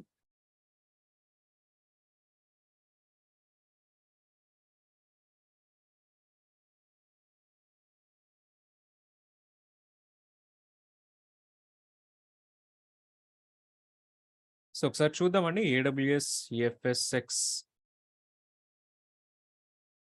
Types. So help me to choose an FSx file system. So ఇక్కడ మీకు డిఫరెన్సెస్ ఉన్నాయి చూడండి. మనం చూసిన ఫైల్ సిస్టమ్స్ అన్నీ గూడా. సో ఇవన్నీ కూడా డిఫరెంట్ కంపెనీస్ మీకు ప్రొవైడ్ చేసేటువంటి ఫైల్ సిస్టమ్స్ అండి. NetApp is a different company. OpenZFS is a different company. Windows file server అంటే మైక్రోసాఫ్ట్ విండోస్ వాడు ప్రొవైడ్ చేసేటువంటి ఫైల్ సర్వర్ అండి. ఎఫ్ఎస్ఎక్స్ ఫర్ లస్టర్ అంటే ఇది మీకు చాలా డిఫరెంట్ టైప్ అండి. సో 4 డిఫరెంట్ కంపెనీస్ నుంచి మీకు ప్రొవైడ్ చేస్తున్నటువంటి మనకి ఫైల్ సిస్టమ్స్ అండి. ఈఎఫ్ఎస్‌లో చూసుకుంటే మీకు ఇట్లా డిఫరెంట్ టైప్స్ ఏమీ లేవు. ఈఎఫ్ఎస్ అంతా కూడా ప్రొవైడ్ చేసేది ఏడబ్ల్యూఎస్ వాడు ఓన్‌గా ప్రొవైడ్ చేస్తున్నాడు. సో మీరు ఇక్కడ మెయిన్‌గా మీరు చెక్ చేయాల్సింది ఏంటంటే ఒకటి త్రూపుట్ మీరు చెక్ చేసుకోవాలి. సో చూస్తే మీకు నెట్‌యాప్ తీసుకుంటే గనుక 4 జీబీ టు 6 జీబీపీఎస్ స్పీడ్ అయితే వస్తదండి. ఓపెన్‌జెడ్ఎఫ్ఎస్ అయితే 8 జీబీ టు 21 జీబీ వస్తుంది. విండోస్ ఫైల్ సర్వర్ అయితే 2 జీబీ టు 3 జీబీపీఎస్ వస్తుందండి. కానీ మీరు లస్టర్ చెక్ చేశారనుకోండి 1000 జీబీపీఎస్ వస్తదన్నమాట. సో అందు గురించి ఏడబ్ల్యూఎస్ వాడు ప్రొవైడ్ చేసేటువంటి ఎఫ్ఎస్ఎక్స్ ఫైల్ సిస్టమ్స్ అన్నిటిలో సో ఎఫ్ఎస్ఎక్స్‌కి సంబంధించిన ఫైల్ సిస్టమ్ టైప్స్ అన్నిటిలో ఫాస్ట్‌గా ఏది మీకు ఎక్కువగా వర్క్ చేస్తది అనంటే లస్టర్ అనేటువంటిది మీకు చూస్ చేసుకోవాలి. ఇది మీకు ఎగ్జామినేషన్ పాయింట్ ఆఫ్ వ్యూలో కూడా డైరెక్ట్‌గా లస్టర్ గురించి క్వెషన్ అయితే వస్తదండి. సో ఎందుకు లస్టర్ మీకు ఫాస్ట్‌గా పనిచేస్తదంటే మాక్సిమం త్రూపుట్ మీకు ఎంత వరకు వస్తుందంటే 1000 జీబీపీఎస్ వరకు వస్తుందండి. సో ఆ మిగతావి మీకు దగ్గరలో కూడా లేవు. సో ఇవన్నీ కూడా single digit or mostly 2 digit వరకు మాత్రమే ఉన్నాయి. బట్ ఇది చూస్తే మీకు 4 డిజిట్ మనకి పెర్ఫార్మన్స్ అండ్ త్రూపుట్ అనేటువంటిది మనకి ఇక్కడ ప్రొవైడ్ చేస్తుందండి. సో అగైన్ మీరు చెక్ చేసిన మ్యాక్స్ ఐఆప్స్ చూడండి. Hundreds of thousands, 1-2 millions and hundreds of thousands. So ఇది మీకు ఓపెన్‌జెడ్ఎఫ్ఎస్ మిలియన్స్‌లో ఉన్నప్పటికీ జస్ట్ లిమిటేషన్ ఉంది. 1-2 మిలియన్ వరకే. బట్ లస్టర్ చెక్ చేస్తే మీకు మిలియన్స్ ఆఫ్ ఐఆప్స్ వరకు కూడా మీకు సపోర్ట్ చేస్తదండి. So even file system size కూడా చెక్ చేయండి. సో 512 టీబీ, 64 టీబీ ఇది మీకు మల్టిపుల్ పెటాబైట్స్ వరకు కూడా సపోర్ట్ చేస్తుంది. సో ఇవన్నీ కూడా మీకు ఈ ఫైల్ సిస్టమ్స్ అన్ని దేనిపైకి మీరు ఇంటిగ్రేషన్ చేసుకోవచ్చు, అటాచ్ చేసుకోవచ్చు అనేటువంటిది కూడా మీకు ఇక్కడ ఉంది. Windows, Linux, Mac OS compatibility but Lustre చేసుకుంటే ఓన్లీ ఫర్ లైనక్స్ మాత్రమే సపోర్టెడ్ అయితే కనిపిస్తూ ఉందండి. సో మీకు చూడండి ప్రోటోకాల్ సపోర్ట్ వచ్చేసి ఎస్ఎంఈ ప్రోటోకాల్. మీకు ఎస్ఎంఈ అని ఎక్కడ కనిపించినా అది మీకు విండోస్ ఫైల్ సిస్టమ్ అండి. ఎన్ఎఫ్ఎస్ అనేటువంటిది ఎక్కడ కనిపించినా అది మీకు నార్మల్ మనకి లైనక్స్ రిలేటెడ్ ఫైల్ సిస్టమ్ అనమాట. సో ఎస్ఎంబి అండ్ ఎన్ఎఫ్ఎస్ ఇవే కనబడుతుంటాయి అండ్ వాటిలో మనకి వెర్షన్స్ అనేవి కూడా కనిపిస్తూ ఉన్నాయి. సో, మీ కంపారిజన్‌కైతే మీరు ఈ ఫైల్ జస్ట్ మీరు చెక్ చేసుకోవచ్చు ఈ డిఫరెన్షియేషన్ అనేటువంటిది. బట్ మోస్ట్‌లీ మనకి ఇందులో తెలియాల్సింది ఏంటి అనంటే ఎగ్జామినేషన్ పాయింట్ ఆఫ్ వ్యూలో సో, లషర్ అనేటువంటిది గుర్తుండాలి. ఫాస్ట్‌గా పనిచేసే ఫైల్ సిస్టమ్ టైప్ ఏంటి అనంటే ఎఫ్ఎస్ఎక్స్‌లో లషర్ అనేటువంటిది మనకి సో, ఐడియా ఉండాలండి. సో, ఒకసారి ఎఫ్ఎస్ఎక్స్ గురించి కూడా సమ్ డీటెయిల్స్ అనేవి కీ పాయింట్స్ అనేవి చెక్ చేద్దామండి. సో, దెన్ మనం బ్యాకప్ సర్విస్ గురించి కూడా ఒకసారి చెక్ చేద్దాం.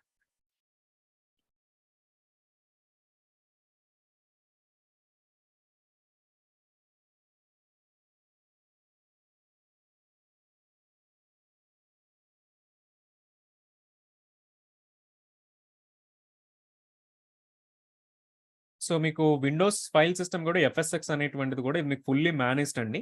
సో, అగైన్ మీరిక్కడ ఎటువంటి ఇన్‌స్టాలేషన్స్, ఎటువంటి కాన్ఫిగరేషన్స్ గూడా చేయక్కర్లేదు. సేమ్ లైక్ ఈఎఫ్ఎస్ లాగానే ఉంటది. కాకపోతే స్టోరేజ్ వచ్చేసి లిమిటెడ్ స్టోరేజ్ అండి. సో, మీరు ఫస్టే అసైన్ చేయాల్సొస్తది. ఎంత స్టోరేజ్ అయితే అసైన్ చేస్తారో అంత స్టోరేజ్‌కి మీకు కాస్ట్ అనేటువంటిది స్టార్ట్ అయిపోతూ ఉంటుంది. 32 జీబీ ఇచ్చారంటే 30 జీబీ కాస్ట్ పర్ మంత్ వస్తుంది. అది మీరు యూజ్ చేయండి, యూజ్ చేయకపోకండి.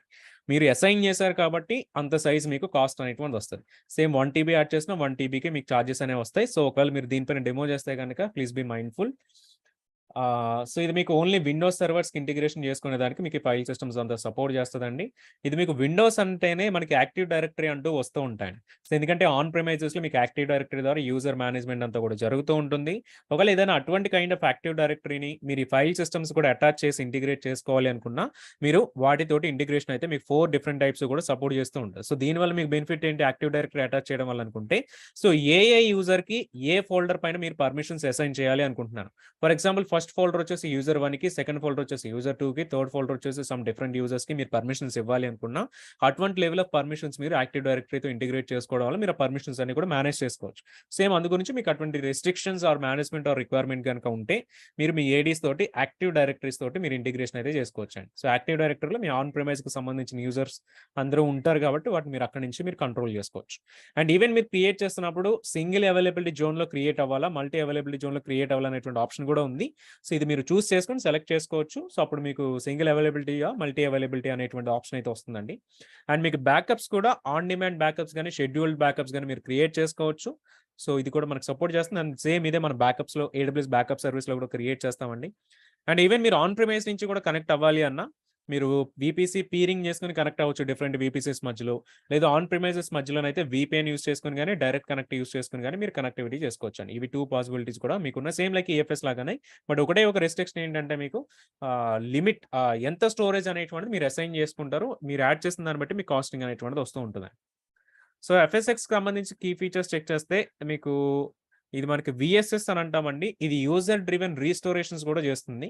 మీరు యాక్టివ్ డైరెక్టరీతో ఇంటిగ్రేషన్ చేసినప్పుడు, ఆ పర్టిక్యులర్ యూజర్‌కి సంబంధించిన ఫోల్డర్ ఏదైతే ఉందో, ఆ ఒక్క ఫోల్డర్‌ని మీరు రీస్టోర్ చేయాలన్నా రీస్టోర్ చేసుకోవచ్చండి. ఎంటైర్ ఫైల్ సిస్టమ్‌ని రీస్టోర్ చేయకుండా, ఓన్లీ ఆ ఒక్క ఫోల్డర్‌ని రీస్టోరేషన్ చేయాలి అన్న మొత్తం ఆ పాసిబిలిటీ కూడా మీకు ఇక్కడైతే సపోర్ట్ చేస్తది. వీఎస్ఎస్ లెవెల్ బ్యాకప్స్ అనేవి మీరు చేసుకోవాలి అనుకున్నా కూడా, మీకు యూజర్ డ్రివెన్ బ్యాకప్స్ చేసుకోవాలన్నా అది కూడా మీకు సపోర్ట్ చేస్తదండి. సో, మీకు ఎస్ఎంబీ అనేటువంటిది ప్రోటోకాల్ అండి. సో, విండోస్ సిస్టమ్స్‌కి ఫైల్ సిస్టమ్ కనెక్ట్ అవ్వడానికి విండోస్ సర్వర్స్‌కి. సో, ఇది మీకు లైనక్స్ అయితే ఎన్ఎఫ్ఎస్ ఉంటది. సో, విండోస్ అయితే ఎస్ఎంఈ అనేటువంటిది ఉంటదండి. ఎగ్జామినేషన్ పాయింట్ ఆఫ్ వ్యూలో మీకు విండోస్ అని అనకపోయినా ఎస్ఎంఈ ప్రోటోకాల్ మీద ఫైల్ సిస్టమ్‌కి కనెక్ట్ అవ్వాలి అంటే which is nothing but Windows అండి. సో, లైనక్స్ అని ఎక్స్‌ప్లిసిట్‌గా ఆపరేటింగ్ సిస్టమ్ మెన్షన్ చేయకపోయినా ఎన్ఎఫ్ఎస్ అంటున్నాడు అనంటే అది మీకు లైనక్స్ అని మీరు అర్థం చేసుకోవాలి. సో, అప్పుడు మీకు ఈఎఫ్ఎస్ చూస్ చేసుకోవాలా, ఎఫ్ఎస్ఎక్స్ చూస్ చేసుకోవాలా అనేటువంటి డిఫరెన్షియేషన్ కూడా మీకు అర్థమవుతదండి. సో, ఇది సేమ్ లైక్ విండోస్ పర్మిషన్ మోడల్‌లో మనకు వర్క్ అవుతుంది. సో, ఏడీఎస్‌ని ఇంటిగ్రేషన్ చేసినప్పుడు ఈ పాసిబిలిటీ అయితే మనకుంది. సో, ఎగ్జామినేషన్ పాయింట్ ఆఫ్ వ్యూలో లెస్సర్ ఫైల్ టైప్ అనేటువంటి మీరు గుర్తుపెట్టుకోవాలి. సో, ఇది మీకు ఫాస్టర్ పెర్ఫార్మన్స్ ఇవ్వాలి అని అనుకున్నప్పుడు మీకు ఇది హెల్ప్ అవుతూ ఉంటది. సో, ఆల్‌మోస్ట్ ఇది మీకు 1000 జీబీపీఎస్ వరకు కూడా ఇది మీకు సపోర్ట్ చేస్తది. సో, ఒకవేళ మీకు సేమ్ మనం ట్యూటోరియల్ లింక్ ఏదైతే ప్రొవైడ్ చేసానో అది మీకు ఇక్కడ క్లిక్ చేస్తే ఆ లింక్ మీకు ఓపెన్ అవుతది. ఇక్కడి నుంచి మీరు చెక్ చేసుకోవచ్చండి. సో, థిస్ ఈస్ అబౌట్ ఎఫ్ఎస్ఎక్స్ అండి.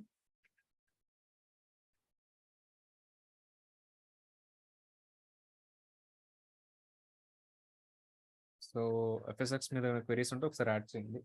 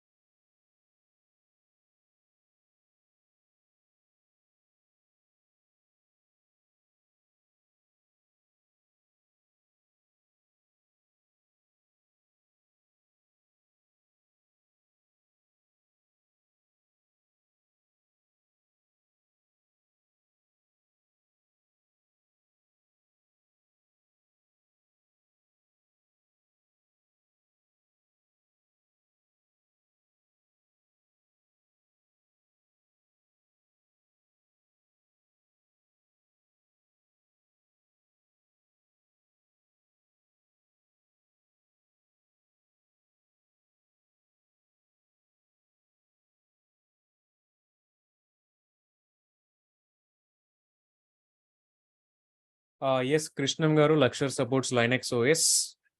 సో క్రియేట్ అయ్యేది మాత్రం విండోస్ సిస్టమ్ మీద క్రియేట్ అవుతది. బట్ కనెక్టివిటీ మాత్రం లైనక్స్ ఆపరేటింగ్ సిస్టమ్స్ కూడా కనెక్టివిటీ ఆప్షన్ అయితే ప్రొవైడ్ చేస్తుందండి. సో మీరక్కడ నేను ఏదైతే టేబుల్ చూపించానో మీకు అక్కడ ఉన్నటువంటి ప్రోటోకాల్స్‌ని బట్టి మీరు అది అజ్యూమ్ చేసుకోవచ్చు. ఎన్ఎఫ్ఎస్ ప్రోటోకాల్, ఎస్ఎంబీ ప్రోటోకాల్ అని చెప్పేసి. సో అక్కడి నుంచి మీరు చెక్ చేయొచ్చండి. So which is about FSx. So I think everyone is good about FSx. So let's go to backup అండి. So AWS backup service. So ఇది మనకి ఎర్లియర్‌గా బ్యాకప్ సర్వీస్ అనేటువంటిది లేదు. సో బ్యాకప్ అనేటువంటిది మీకు స్టోరేజ్ బ్యాకప్ కావచ్చు, సర్వర్ బ్యాకప్ కావచ్చు, database backup కావచ్చు, ఏ బ్యాకప్ అయినా కావచ్చండి. సో బ్యాకప్ అంటే ఫర్ ఎగ్జాంపుల్ మనం ఒక EC2 సర్వర్‌కి ఏఎంఐ అనేటువంటిది ఎర్లియర్‌గా క్రియేట్ చేసామండి. సో ఏఎంఐని మీరు వేరే రీజియన్‌కి పట్టుకెళ్ళి రీలాంచ్ చేసినప్పుడు ఎర్లియర్‌గా మీ సర్వర్ ఎట్లనైతే ఉందో సేమ్ విత్ ఆల్ కాన్ఫిగరేషన్స్ మీకు సర్వర్ రీస్టోరేషన్ అనేటువంటిది జరిగిందండి. సేమ్ అట్లానే ఒక ఈబీఎస్ వాల్యూమ్‌కి మీరు బ్యాకప్ క్రియేట్ చేసుకోవచ్చు. లేకపోతే మీరు ఒక ఫైల్ సిస్టమ్‌కి బ్యాకప్ క్రియేట్ చేసుకోవచ్చు. ఒక డేటాబేసెస్ కూడా మీరు బ్యాకప్ అనేటువంటిది క్రియేట్ చేసుకోవచ్చండి. బ్యాకప్ క్రియేట్ చేయడం వల్ల మీకు బెనిఫిట్ ఏంటంటే ఫర్ ఎగ్జాంపుల్ మనం డిజాస్టర్ రికవరీ గురించి కాన్సెప్ట్ గురించి డిస్కస్ చేసినప్పుడండి మనకి ముంబై రీజియన్ డేటా సెంటర్‌లో మన సర్వర్స్ రన్ అవుతున్నాయి. సేమ్ అట్లనే సింగపూర్ రీజియన్‌లో కూడా మన సర్వర్స్ అనేవి రన్ అవుతున్నాయి. మనం ఎప్పుడు కూడా బ్యాకప్స్ అనేవి తీసుకుంటూ కూడా ఆటోమేటెడ్ ఏఎంఐస్ అన్ని క్రియేట్ చేసి అవి సింగపూర్ రీజియన్ కాపీ చేస్తున్నాం. సో ఇటువంటి సినారియోలో మీకు ఒకవేళ ముంబై రీజియన్ ఎంటైర్‌లీ గనుక డౌన్ అయిపోతే ఇక్కడ మీకు క్రియేట్ అయినటువంటి ఏఎంఐ బ్యాకప్స్ ఏవైతే ఉన్నాయో ఆ ఏఎంఐ బ్యాకప్స్ తోటి మన సింగపూర్ రీజియన్‌లో సర్వర్‌ని రీలాంచ్ చేసుకోవచ్చండి. రీస్టోరేషన్ చేసుకొని మన వెబ్‌సైట్స్ అంతా కూడా ఇక్కడ నుంచి మనం కంటిన్యూటీ అనేటువంటి చేసుకోవచ్చు. ఎందుకంటే ఇక్కడ మీకు ముంబై రీజియన్‌లో డిజాస్టర్ వచ్చింది. బట్ ఆ డిజాస్టర్ నుంచి కూడా మీరు రికవరీ ఎక్కడ అవుతున్నారు అంటే సింగపూర్ రీజియన్‌లో రికవరీ అవుతున్నారు. సో ఇటువంటివి చేసుకోవాలని ఇది వన్ ఆఫ్ ద కేసెస్ అన్నమాట. జస్ట్ నేను ఎగ్జాంపుల్‌గా చెప్తున్నాను సర్వర్ బ్యాకప్ అనేటువంటిది. సేమ్ ఇదే కేస్ అనేటువంటిది మీకు ఈఎఫ్ఎస్‌లో బ్యాకప్స్ కావచ్చు, ఈబీఎస్ వాల్యూమ్స్ బ్యాకప్స్ కావచ్చు. అట్లా మీకు ఏడబ్ల్యూఎస్‌లో ఏవైతే స్టోరేజ్ రిలేటెడ్ సర్వీసెస్ గాని, కంప్యూటర్ రిలేటెడ్ సర్వీసెస్ గాని ఉంటాయో వాటన్నిటిలో కూడా మీరు బ్యాకప్ అనేటువంటిది ఎనేబుల్ చేసుకోవచ్చండి. సో యాక్చువల్లీ మీకు ఇప్పుడైతే బ్యాకప్ సర్వీస్ అనేటువంటిది ఉందండి. బ్యాకప్ సర్వీస్ లేనప్పుడు ఏం చేసేవాళ్ళు అనంటే ఏడబ్ల్యూఎస్‌లో మనకి లాంబ్డా సర్వీస్ అని చెప్పేసి ఒకటి ఉందండి. So lambda service it is మీకు సర్వర్లెస్ సర్వీస్ అను. సో బ్యాక్ ఎండ్‌లో ఇది మీకు సర్వర్ రన్ అవ్వదు. ఎప్పుడైతే మీరు ట్రిగ్గర్ చేస్తారో ఆ ట్రిగ్గర్ చేసినప్పుడు మాత్రం అది కోడ్ ఎగ్జిక్యూట్ చేస్తుంది. ఎగ్జిక్యూట్ చేసి మీకు మళ్ళీ ఆ సర్వర్ అనేటువంటిది ఏదైతే లాంచ్ అవుతుందో అది మళ్ళీ డిలీట్ అయిపోతుందండి. మళ్ళీ మీరు ఎప్పుడైతే ట్రిగ్గర్ చేస్తారో ఆ ట్రిగ్గర్ చేసినప్పుడే మీకు కంప్యూటర్ లాంచ్ అవుతుంది. ఇది మనం పార్ట్ 3లో మనం డెవలపర్ సర్వీసెస్ వచ్చినప్పుడు లాంబ్డా గురించి డీటెయిల్‌గా అయితే డిస్కస్ చేస్తాం. బట్ జస్ట్ ఫర్ ఎగ్జాంపుల్ పరంగా చెప్తున్నా. So most of the automations on AWS అండి. మీకు ఏవైతే చిన్న చిన్న ఆటోమేషన్స్ రన్ చేయాలనుకుంటున్నారో ఏడబ్ల్యూఎస్ ఇన్‌ఫ్రాస్ట్రక్చర్ సైడ్. వాటన్నిటికి కూడా మీకు లాంబ్డా అనేటువంటిది ఎక్కువగా కూడా యూజ్ చేస్తూ ఉంటారు. మెయిన్ రీజన్ ఏంటంటే లాంబ్డా మీకు కాస్ట్ అనేటువంటిది చాలా చాలా చాలా తక్కువ కాస్ట్ అయితే వస్తుందండి. And which is completely managed by AWS అన్నమాట. సో అందు గురించి లాంబ్డా అనేటువంటిది యూజ్ చేస్తాం. ఫర్ ఎగ్జాంపుల్ నా దగ్గర ఒక 2 డిఫరెంట్ సర్వర్స్ ఉన్నాయనుకోండి. ఈ 2 డిఫరెంట్ సర్వర్స్ కూడా ఆటోమేటిక్‌గా ఎప్పటికప్పుడు ఫర్ ఎగ్జాంపుల్ ఎవ్రీ డే నాకు ఈవినింగ్ 8 పీఎం కల్లా బ్యాకప్ అయిపోవాలండి. ఓకే. ఈ బ్యాకప్ అంతా కూడా నాకు ఏఎంఐ అనేటువంటిది క్రియేట్ అయిపోతూ ఉండాలి ఎవ్రీడే కూడా. ఇప్పుడు ఇదే ఎవ్రీడే మీరు మాన్యుయల్‌గా బ్యాకప్స్ క్రియేట్ చేయాలనుకోండి. ఎవ్రీడే 8 పీఎంకి కన్సోల్ ఓపెన్ చేసి మాన్యుయల్‌గా క్రియేట్ ఏఎంఐ చేయాలంటే మేబీ ఒకరోజు 8 పీఎంకి చేస్తారు. ఇంకొక రోజు 8:30కి చేయొచ్చు. ఇంకో రోజు మర్చిపోవచ్చండి. మాన్యుయల్ మిస్టేక్స్ అనేవి జరుగుతూ ఉంటాయి. సో కాబట్టి అటువంటి డిలేస్ ఏమి కూడా లేకుండా ఉండాలి అనంటే మీరు ఇట్లా లాంబ్డా అనేటువంటిది ఏం చేస్తారంటే ఇందులో మీరు కస్టమ్ కోడ్ రాసుకుంటారండి. సో కస్టమ్‌గా ఒక కోడ్ అనేటువంటిది పెట్టుకొని పైథాన్ గాని, జావా కానీ ఆ కోడ్‌ని ఏం చేస్తారంటే ఎవ్రీడే 8 పీఎంకి ట్రిగ్గర్ అయ్యేలాగా మీరు కాన్ఫిగర్ చేసుకుంటారు. సో ఇది 8 పీఎంకి ట్రిగ్గర్ అవుతది. బ్యాకప్ క్రియేట్ చేస్తది. బ్యాకప్ క్రియేట్ అయిన తర్వాత ఈ ట్రిగ్గర్ అయింది మీకు డిలీట్ అయిపోతదండి. సో కాస్ట్ మీకు ఎంత వరకు వస్తదంటే ఆ 8 పీఎం నుంచి ఆ 1 మినిట్, 2 మినిట్స్ పాటు ఎంతసేపు అయితే లాంబ్డా రన్ అవుతదో ఆ 2 మినిట్స్ వరకు మాత్రమే మీకు చార్జెస్ అనేవి వస్తాయన్నమాట. రిమైనింగ్ వాటికి మీకు చార్జెస్ రావు. సో ఎందుకంటే మీకు ఆ 2 మినిట్స్ మాత్రం లాంబ్డా ఎగ్జిక్యూట్ అయింది. సో ఇట్లా ఎవ్రీడే 8 పీఎంకి ఏంటంటే షార్ప్ 8 పీఎంకి మీకు లాంబ్డా ట్రిగ్గర్ అవుతది. లాంబ్డా అనేటువంటిది మీకు బ్యాకప్స్ అనేటువంటి 2 ఏఎంఐస్ అనేటువంటివి క్రియేట్ చేస్తారు. బేస్డ్ ఆన్ మీ కాన్ఫిగరేషన్ బట్టి సేమ్ రీజియన్‌లో ఏఎంఐ ఉండాలా, డిఫరెంట్ రీజియన్‌లో కాన్ఫిగర్ చేయాలనేది అంతా మీరు కాన్ఫిగర్ చేసుకోండి. బట్ ఇక్కడ మీకు ఉన్నటువంటి ఒకటే ఒక ప్రాబ్లమ్ ఏంటంటేనండి, ఓకే ఏఎంఐస్ అయితే క్రియేట్ చేస్తున్నారు బానే ఉంది. బట్ ఆ ఏఎంఐస్‌ని మీరు రిటెన్షన్ అనేటువంటిది ఉండాలి కదండీ! సో ఇప్పుడు ఫర్ ఎగ్జాంపుల్ ఏఎంఐ మనం ఇవాళ క్రియేట్ చేస్తున్నామండి. ఈ ఏఎంఐస్ అండ్ ఈ బ్యాకప్స్ అనేవి ఎన్ని ఇయర్స్ వరకు మీకు స్టోర్ అయ్యి ఉండాలి? లేకపోతే ఎన్ని డేస్ వరకు స్టోర్ అయ్యి ఉండాలి? ఎన్ని మంత్స్ వరకు స్టోర్ అయ్యి ఉండాలి? ఇట్లా మీరు అన్‌లిమిటెడ్‌గా మీరు స్టోర్ చేసేస్తున్నారనుకోండి, ఇది మీకు 1 ఇయర్ తర్వాత ఏమవుతదండి? 1 ఇయర్‌కొచ్చేసి 365 డేస్ ఉంటాయి. అండ్ ఎవ్రీడే 2 ఏఎంఐస్ క్రియేట్ చేస్తున్నారు. సో కాబట్టి 1 ఇయర్‌కి చెక్ చేస్తే మీకు అరౌండ్ 700లో మనకి నంబర్ ఆఫ్ ఏఎంఐస్ అనేవి కనబడుతూ ఉంటాయి. ఇది మనం జస్ట్ 2 సర్వర్స్‌కి ఎగ్జాంపుల్‌గా తీసుకుంటే. కానీ రియల్ టైమ్ సినారియోస్‌లో మనకి 10 సర్వర్స్ ఉండొచ్చండి. ఒక 50 సర్వర్స్ ఉండొచ్చు. ఒక 100 సర్వర్స్ కూడా ఉండొచ్చు. అండ్ ఈ సర్వర్స్ ఉన్నప్పుడు యాస్ పర్ కంపెనీ పాలిసీస్ ప్రకారం మనకు ఒకటే బ్యాకప్స్ క్రియేట్ చేస్తూ ఉంటారండి. మల్టిపుల్ బ్యాకప్స్ చేస్తూ ఉంటారు. ఒకటే సర్వర్‌కి ఒకడొచ్చేసి ఇయర్లీ బ్యాకప్ అని, ఇంకోటొచ్చేసి మంత్లీ బ్యాకప్ అని, ఇంకోటొచ్చేసి వీక్లీ బ్యాకప్ అని, ఇంకొకటొచ్చేసి వీక్లీ, అవర్లీ బ్యాకప్స్ కూడా తీస్తూ ఉంటారు. సో, మోస్ట్ ఆఫ్ ది సినారియోస్‌లో ఏంటంటే మనకి based on RTO and RPO అండి. ఇది మనం ఆర్‌డిఎస్ గురించి డిస్కస్ చేస్తాం. వీటి గురించి డిస్కస్ చేస్తాం. Recovery time objective and recovery point objective. వీటి మీద బేస్ చేసుకొని మీకు డేటా అనేటువంటిది ఒకవేళ ఎప్పుడైనా డిజాస్టర్ వచ్చినా ఎంత ఫాస్ట్‌గా డేటాను రికవరీ చేయాలనేటువంటిది మనకి ఈ 2 కూడా డిఫైన్ చేస్తూ ఉంటాయి. ఇవి డీటెయిల్‌గా మన ఆర్‌డిఎస్ పార్ట్ వచ్చినప్పుడు వీటి గురించి డిస్కస్ చేస్తామండి. సో, అట్లా చెక్ చేస్తే గనక మీకు ఎవ్రీ 1 అవర్‌కి కూడా మీరు ఒక బ్యాకప్ అనేటువంటిది తీసుకుంటూ ఉంటారు. ఫర్ ప్రొడక్షన్ సర్వర్స్ అండి. సో, 1 డేకే మీకు 24 ఏఎంఐస్ వస్తాయి. ఈ 24 ఏఎంఐస్‌ని గనక మీరు 1 వీక్ చూసుకుంటే ఇంటూ 7 అవుతాయి. అట్లా మీరు 1 మంత్‌కి చూసుకుంటే ఇంటూ 30 అవుతాయండి. ఈ కౌంట్ అనేటువంటిది పెరిగిపోతూ ఉంటది. ఇట్లా మీకు కౌంట్ పెరిగితే ఎవ్రీ ఏఎంఐ క్రియేట్ అవుతున్నప్పుడు కూడా బ్యాక్ ఎండ్‌లో మీకు స్నాప్ షాట్స్ అనేవి క్రియేట్ అవుతూ ఉంటాయి. సో, ఇక్కడ మనకి చార్జెస్ ఎట్లా ఉంటాయండి? ఏఎంఐ క్రియేట్ అవుతున్నందుకు మీకు నామినల్ చార్జ్ పడతది. $0.050 అనేటువంటి చార్జ్ ఎవ్రీ టైమ్ మీరు ఏఎంఐ క్రియేట్ చేసినా పడతది. అది కామన్. కానీ మీకు స్నాప్‌షాట్ స్టోరేజ్ అండి. ఎంతైతే స్టోరేజ్ మీకు స్నాప్‌షాట్ యూజ్ చేసుకుంటుందో అంత స్టోరేజ్ చార్జెస్ అనేవి మీకు పడుతూ ఉంటాయి. సో, కాబట్టి మీరేం చేయాలి అనంటే బేస్డ్ ఆన్ మీ కాంప్లెయన్సెస్ ప్రకారం ఎన్ని డేస్ తర్వాత మీరు క్రియేట్ చేసిన బ్యాకప్స్‌ని రిమూవ్ చేసుకోవాలి. సో, మన క్రియేషన్‌కి ఎట్లనైతే ఒక లాంబ్డా ఫంక్షన్ పెట్టుకుంటున్నారో సేమ్ అట్లనే ఆటోమేటిక్ డిలీషన్ కూడా మీరు ఒక లాంబ్డా ఫంక్షన్ అనేటువంటిది యూజువల్‌గా పెట్టుకునేవాళ్ళండి డిలీషన్‌కి ఎర్లియర్‌గా. సో, కానీ ఇది ఏమయ్యేదంటే సో, నార్మల్లీ మనకి ఫర్ ఎగ్జాంపుల్ చెప్పాలంటే ఏడబ్ల్యూఎస్ క్లౌడ్ ఇంజినీర్స్ గాని, ఆర్ ఎల్స్ మనకి డెవాప్స్ ఇంజినీర్స్ గాని తీసుకుంటే వీళ్ళు డెవలపర్స్‌కి ఉన్నంత కోడింగ్ నాలెడ్జ్ అనేటువంటిది ఉండదు. సో, కాబట్టి క్రియేషన్‌కి అయితే క్రియేట్ అయిపోతది. బట్ డిలీషన్‌లో ఏమన్నా ఎర్రర్స్ వస్తానండి? మొత్తం డిఫరెంట్ ఏఎంఐస్ అన్నీ కూడా మీ అకౌంట్‌లోనే యాడ్ అయిపోతూ ఉంటాయి. వాటి కాస్టింగ్స్ అనేవి వస్తాయి. సో, నేను మా ఫర్ ఎగ్జాంపుల్ నేను చేస్తున్నటువంటి వర్క్‌లో ప్రొడక్షన్ సిస్టమ్‌లో చూసుకుంటే గనకండి, ఐ థింక్ ఒక 2 ఆర్గనైజేషన్స్ అనుకుంటా. సేమ్ వాళ్ళు కూడా ఇదే కైండ్ ఆఫ్ మిస్టేక్ అనేటువంటిది చేస్తూ ఉన్నారు. సో, లాంబ్డాస్‌తో బ్యాకప్స్ క్రియేట్ అయిపోతున్నాయి. బట్ బ్యాకప్స్ అయితే డిలీట్ చేయట్లే. సో, ఒక 1 ఇయర్ తర్వాత చెక్ చేసేసరికి ఎన్నొచ్చినాయి అనంటే, సో, ఆల్‌మోస్ట్ ఒక 1,00,000 ఏఎంఐస్ వచ్చాయండి. సో, 1,00,000 ఏఎంఐస్ మీకు ఆ అకౌంట్‌లో ఫైండ్ ఔట్ అయ్యాయి. 1,00,000 ఏఎంఐస్ వస్తే ఏడబ్ల్యూఎస్ ఎట్లా హ్యాండిల్ చేస్తదంటే ఏడబ్ల్యూఎస్ఏ ఫెయిల్ అయిపోయింది ఆ టైంలో. సో, కాబట్టి మనం రియల్ టైమ్ సినారియోస్‌లో ఎప్పుడు గూడానండి, ఎన్ని బ్యాకప్స్ క్రియేట్ అవుతాయి, లేకపోతే ఎన్ని స్నాప్‌షాట్స్ క్రియేట్ ఈ కంట్రోల్ అంతా మన దగ్గర ఉండాలి. అన్‌లిమిటెడ్‌గా కౌంట్ అనేటువంటిది ఉండకూడదు. సో, యాక్చువల్లీ మనకి కోడింగ్ నాలెడ్జ్ అనేటువంటిది అంత అవసరం అంత ఉండదు కాబట్టి డిలీషన్ మేబీ ఫెయిల్ అవ్వచ్చు, సక్సెస్ అవ్వచ్చు. సక్సెస్ అయితే ఓకే. బట్ ఫెయిల్ అయితే ఏంటి? సో, వాటిని ఎట్లా ఐడెంటిఫై చేయాలి? అట్లా మీకు ఏడబ్ల్యూఎస్ బ్యాకప్ అనేటువంటి సర్విస్ కూడా ఏడబ్ల్యూఎస్ కూడా ఒక మేనేజ్డ్ సర్విస్ లాగా ప్రొవైడ్ చేశాడండి. సో, బ్యాకప్ సర్విస్ ఏం చేస్తదంటే మీరు క్రియేషన్ చేయాలంటే లాంబ్డా అవసరం లేదు. డిలీషన్ చేయాలన్నా లాంబ్డా అవసరం లేదు. మీరు జస్ట్ ఏం చెప్తారంటే కన్సోల్‌లోకి వెళ్ళిపోయి ఆ బ్యాకప్ సర్విస్‌కి ఏ సర్వర్స్‌కి ఎవ్రీ సర్వర్‌కి ఒక ఇన్‌స్టెన్స్ ఐడీ ఉంటది కదండీ! ఇన్‌స్టెన్స్‌కి మీకు బ్యాకప్ క్రియేట్ చేయాలి. ఏ టైమ్‌లో బ్యాకప్ క్రియేట్ చేయాలి. ఎన్ని సార్లు బ్యాకప్ క్రియేట్ చేయాలి. ఎన్ని డేస్ తర్వాత అది డిలీట్ అయిపోవాలి. ఇవన్నీ కాన్ఫిగరేషన్స్, రూల్స్ కూడా మనం బ్యాకప్‌లో యాడ్ చేసుకున్నప్పుడు ఆటోమేటిక్‌గా మొత్తం ఏడబ్ల్యూఎస్ వాడే హ్యాండిల్ చేస్తాడు. సో, ఇది మనకున్న బర్డెనంతా కూడా ఏడబ్ల్యూఎస్ వాడే తీసుకుంటాడు. జస్ట్ సర్విస్ ఎట్లా యూజ్ చేయాలో తెలిస్తే చాలు. మొత్తం బ్యాకప్స్, మెయింటెనెన్స్ అంతా ఏడబ్ల్యూఎస్ వాడు చూసుకుంటాడు. ఒకసారి ఇందులోని కీ పాయింట్స్ కూడా చూద్దాం. సో, ఇది మీకు కంప్లీట్‌లీ ఫుల్లీ మేనేజ్డ్ అండి for backup and restoration service. So, మీకు ఒకవేళ డిఫరెంట్ ఏడబ్ల్యూఎస్ అకౌంట్స్ ఉన్నాయనుకోండి. 4, 5 ఏడబ్ల్యూఎస్ అకౌంట్స్ ఉంటే, ఆ 4, 5 ఏడబ్ల్యూఎస్ అకౌంట్స్‌కి సంబంధించిన బ్యాకప్ అంతా కూడా మేబీ సర్వర్స్ డిఫరెంట్ అకౌంట్‌లో ఉండొచ్చు. కానీ బ్యాకప్స్ అన్నీ కూడా ఒకే సర్వర్‌లోకి వచ్చేలాగా మీరు కన్సాలిడేషన్ చేసుకోవచ్చండి. So, account 1, account 2, account 3 backups అన్నీ కూడా మొత్తం సెపరేట్‌గా ఒక బ్యాకప్ అనేటువంటిది మెయింటెనెన్స్ చేసుకుంటూ, ఈ బ్యాకప్స్ అన్నీ కూడా ఇక్కడికి వచ్చేలాగా మీరు కాన్ఫిగరేషన్ చేసుకోవచ్చు. మీకు ఆ బ్యాకప్స్ అన్నీ కూడా ఒకే అకౌంట్‌లో మెయింటైన్ అవుతూ ఉంటే, ఇన్ కేస్ ఏదైనా ప్రాబ్లమ్ వచ్చినప్పుడు ఇదే అకౌంట్ నుంచి మీరు రిస్టోరేషన్ చేసుకోవచ్చనమాట.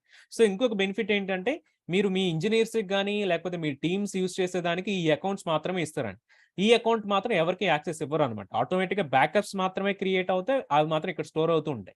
సో, ఒకవేళ ఎవరన్నా వాంటెడ్‌లీ ఈ అకౌంట్స్‌ని డిలీట్ చేద్దామన్నా, లేకపోతే వాంటెడ్‌లీ బ్యాకప్స్‌ని క్రియేట్ చేయాలి అన్నా, ఆ బ్యాకప్స్ అనేవి డిలీట్ చేయడానికి ఎవరికీ కూడా యాక్సెస్ ఉండదు. అటువంటి కైండ్ ఆఫ్ సెక్యూరిటీ లెవెల్ కూడా మీరు బ్యాకప్ యూజ్ చేసినట్టు ఉంటది. కాకపోతే ఇక్కడ మీరు కన్సాలిడేషన్ చేయాలి అనంటే ఫస్ట్ ఈ అకౌంట్స్ అన్ని కూడా మన స్టార్టింగ్‌లో డిస్కస్ చేసినటువంటి ఆర్గనైజేషన్స్ అనేటువంటి సర్విస్‌లో ఆల్రెడీ పార్ట్ అయి ఉండాలండి. అప్పుడే మీకు ఇట్లా కన్సాలిడేషన్ చేసుకోవడానికి పాసిబిలిటీ అయితే ఉంటుందండి. ఏడబ్ల్యూఎస్ ప్రెజెంట్ వచ్చేసి చాలా డిఫరెంట్ సర్వీసెస్ ఈ బ్యాకప్‌లోనైతే సపోర్ట్ అయితే ప్రొవైడ్ చేస్తున్నాడు. సో, ఫ్యూచర్‌లో వచ్చేసి ఇంకా సర్వీసెస్ యాడ్ చేయొచ్చండి. బట్ ప్రెజెంట్ మనకు చూస్తే గనుక EC2 ఒకటి, VMware ఆన్ క్లౌడ్ అని చెప్పేసి అది ఒక సర్వీస్. దెన్ EFS అనేటువంటిది, FSX లేకపోతే ఈఎఫ్ఎస్, ఈబిఎస్, అరోరా, డైనమోడిబి, డాక్యుమెంట్ ఇట్లా చాలా సర్వీసెస్ మీకు బ్యాకప్ అయితే ప్రొవైడ్ చేస్తున్నాడు. ఇది ఎవ్రీ టైమ్ కూడా మీకు రిఫ్రెష్ చేస్తూ ఉంటాడండి. మేబీ ఒకసారి 1 మంత్లో అప్డేట్ చేస్తూ ఉంటాడు, ఒకసారి 2-3 మంత్స్కి అప్డేట్ చేస్తూ ఉంటాడు. ఇది మీకు చాలా యాక్టివ్గా అయితే ఉంది. కొత్త సర్వీసెస్ అన్ని కూడా మీకు బ్యాకప్ సర్వీస్లో ఇంక్లూడ్ చేస్తూ ఉంటున్నాడు. మీరు ఎవ్రీ టైమ్ కన్సోల్ ఓపెన్ చేసినప్పుడు సో కొత్త సర్వీసెస్ అన్ని కూడా అక్కడ కనిపిస్తూ ఉండొచ్చండి. ఇది నేను జస్ట్ ఫర్ రిప్రజెంటేషన్ పర్పస్ మాత్రం ఇక్కడ మీకు కొన్ని సర్వీసెస్ అయితే యాడ్ చేశాను. AWS కన్సోల్ ఓపెన్ చేసినప్పుడు మీకు ఇంకా డిఫరెంట్ సర్వీసెస్ బ్యాకప్స్ అయితే అక్కడ కనిపిస్తూ ఉంటాయి. అవి మనం డెమో చేసేటప్పుడు కూడా చూద్దామండి. సో బ్యాకప్ లో ఉన్నటువంటి మెయిన్ టెర్మినాలజీస్ ఏంటంటేనండి, మనకి ఫస్ట్ వన్ వచ్చేసి బ్యాకప్ ప్లాన్స్ అండి. సో బ్యాకప్ ప్లాన్స్ లో మీరు ఏం చెప్తారు అని అంటే ఫ్రీక్వెన్సీ మెయిన్గా ఇది మీకు ఎవ్రీ 5 మినిట్స్ క్రియేట్ అవ్వాలా, ఎవ్రీ 10 మినిట్స్ క్రియేట్ అవ్వాలా, ఎవ్రీ 1 అవర్ అవ్వాలా, ఎవ్రీ 1 డే అవ్వాలా, ఎవ్రీ 24 అవర్స్ అవ్వాలా, లేకపోతే ఎవ్రీ 1 ఇయర్ అవ్వాలి. ఈ ఫ్రీక్వెన్సీ అనేటువంటి మీరు బ్యాకప్ ప్లాన్ లో యాడ్ చేస్తారండి. లేదు అని అంటే కనుక మీరు ఏ టైం స్లాట్ లో, విండోస్ అని అంటే ఆపరేటింగ్ సిస్టమ్ కదా, ఇట్స్ టైం స్లాట్ అండి. So for example everyday evening 8 PM కావాలా, ఎవ్రీడే 9 PM కావాలా, లేకపోతే మిడ్ నైట్ అవ్వాలి. ఎందుకంటే మిడ్ నైట్ బిజినెస్ అవర్స్ కాదు కాబట్టి సో మిడ్ నైట్ తీసుకున్నప్పుడు మీకు బ్యాకప్ తీసేటప్పుడు లోడ్ తగ్గుతుంది కాబట్టి ఆ విండో మీరు చూస్ చేసుకోవచ్చు. దెన్ లైఫ్ సైకిల్ ఎప్పుడు డిలీట్ అవ్వాలి, వాల్ట్ అంటే మీకు జస్ట్ లైక్ క్రియేట్ అయిన బ్యాకప్స్ అని కూడా ఏ ఫోల్డర్లో స్టోర్ అవ్వాలనేటువంటిది అయితే వాల్ట్లో ఉంటుందండి. వేరే రీజన్లో కాపీ అవ్వాలా వద్దా, వేరే అకౌంట్లో కాపీ అవ్వాలా వద్దా, ఇవన్నీ కూడా మీరు బ్యాకప్ ప్లాన్లో మెన్షన్ చేస్తారండి. దెన్ రీసోర్సెస్కి వచ్చేసరికి ఏమేమి రీసోర్సెస్ మీరు బ్యాకప్ తీసుకోవాలనుకుంటున్నారు అనేటువంటి సెలెక్ట్ చేస్తారు. Volts is nothing but destination అండి. సో ఆల్రెడీ మనం ఇక్కడ చెప్పుకున్నట్టుగా ఇట్స్ లైక్ ఫోల్డర్ అనమాట. సో ఫోల్డర్లో యాడ్ చేసుకుంటాం. ఈ ఫోల్డర్లో ఉన్నవన్నీ కూడా కేఎంఎస్కి అయితే ఎన్క్రిప్ట్ అయ్యేలాగా మీరు ఎన్క్రిప్షన్ పెట్టుకోవచ్చు. మనకి వాల్ట్స్ కూడానండి ఎవరు పడితే వాళ్ళు డిలీట్ చేసేలాగా, ఎడిట్ చేసేలాగా వాల్ట్ లాక్స్ కూడా మనం ఎనేబుల్ చేసుకోవచ్చు అండి. S3లో చెక్ చేస్తే కనుక మనకి ఆబ్జెక్ట్ లాక్స్ అనేటువంటి ఒక కాన్సెప్ట్ అక్కడ వచ్చింది. సో ఆబ్జెక్ట్స్ లాక్స్ లాగానే ఇక్కడ మీకు వాల్ట్ లాక్ అనేటువంటిది ఉంటుందండి.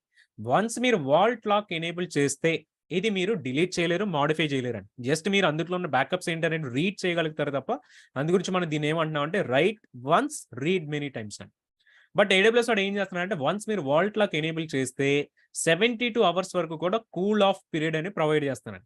అంటే విత్ ఇన్ 72 అవర్స్ లో ఒకవేళ మీరు మిస్టేకన్ గా వాల్ట్ లాక్ ఎనేబుల్ చేస్తే 72 అవర్స్ లో మీరు ఇది డిసేబుల్ చేయొచ్చు. బట్ వన్స్ 72 అవర్స్ క్రాస్ అయితే మీరు ఎన్ని డేస్ వరకు అయితే వాల్ట్ లాక్ ఆన్ చేశారో అన్ని డేస్ వరకు కూడా మీరు దాన్ని డిలీట్ చేయలేరు, ఈవెన్ మోడిఫికేషన్ కూడా చేయలేరు, రూట్ అకౌంట్ కూడా చేయలేదండి. సో అట్లా మీకు ఒక లాక్ అనేటువంటిది అయితే AWS కూడా ఎనేబుల్ చేసేస్తున్నారు. సో ఇవి మీకు ఆన్ డిమాండ్ బ్యాకప్స్ కూడా, షెడ్యూల్ బ్యాకప్సే కాదండి, ఆన్ డిమాండ్ బ్యాకప్స్ కూడా క్రియేట్ చేసుకోవచ్చు. పాయింట్ ఇన్ టైం రికవరీ కూడా మీరు యాడ్ చేసుకోవచ్చు అండి. సో PITR మనం పాయింట్ ఇన్ టైం రికవరీ అయితే అంటాము. సో ఇది మన RDS వచ్చినప్పుడు కూడా పాయింట్ ఇన్ టైం రికవరీ గురించి చూస్తామండి. ఒకసారి దీనిపైన కూడా మనం డెమో చూద్దాం. సో డిఫరెంట్ బ్యాకప్స్ అనేవి క్రియేట్ చేద్దామండి. సో ఆర్గనైజేషన్ లెవెల్లో యాడ్ చేసుకుంటే ఎక్కడ చూసుకోవచ్చు, అక్కడ నుంచి పాలసీస్ ఎట్లా ఎనేబుల్ చేసుకోవచ్చు అనేటువంటిది కూడా ఒకసారి బ్యాకప్ లో చెక్ చేద్దాం. సో జస్ట్ బ్యాకప్ అనేటువంటి service only to create and maintain backups అండి. సో అందు గురించి మీకు ఇదైతే తెలుస్తూ ఉంటుంది. ఈవెన్ క్లౌడ్ ట్రైల్లో కూడా క్రియేట్ అయ్యే బ్యాకప్స్ అన్ని కూడా మీకు కనిపిస్తూ ఉంటాయి. సో ఒకసారి నేను కన్సోల్ షేర్ చేస్తానండి బ్యాకప్కి.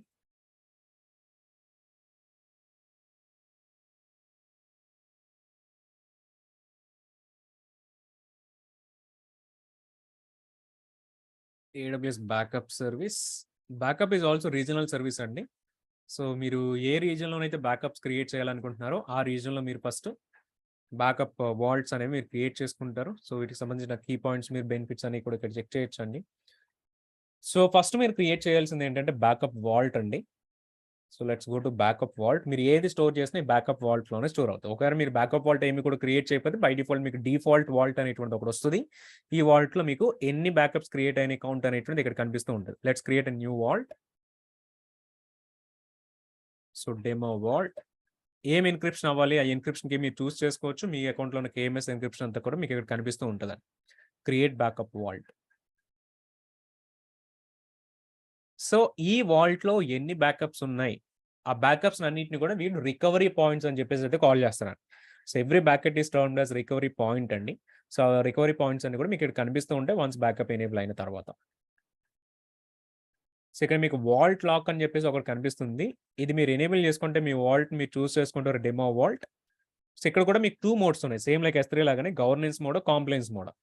సో గవర్నెన్స్ మోడ్లో యాడ్ చేస్తే మీకు ఇక్కడ యాడ్ చేస్తున్నారు చూడండి, the lock can be managed or deleted by users with specific IAM permissions. Governance మోడ్లో యాడ్ చేస్తే పర్లేదు, మీరు అడ్మిన్స్ కానీ రూట్ యూజర్ కానీ మాడిఫై చేయడానికి ఉంటుంది.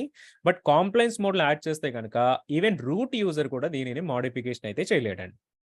సో అట్లా రెస్ట్రిక్షన్ అయితే ఉంటుంది. సో ఎన్ని డేస్ వరకు మీరు 1 డే వరకా లేకపోతే 10 డేసా, ఎన్ని డేస్ వరకు కాంప్లెక్స్ మోడ్‌లో పెట్టాలనుకున్నా. అన్ని డేస్ వరకు కూడా మీకు వాల్ట్ అయితే లాక్ అయిపోతది. ఎవ్వరు దీన్ని మోడిఫికేషన్ అది చేయలేరు. ఒక 72 అవర్స్ మాత్రం ఒక 3 డేస్ వరకు మాత్రం మీకు గ్రేస్ టైమ్ అయితే ఉంటది. సో 3 డేస్ తర్వాత మీకు లాక్ అయిపోతదండి. సో బ్యాకప్ ప్లాన్స్ చూద్దామండి.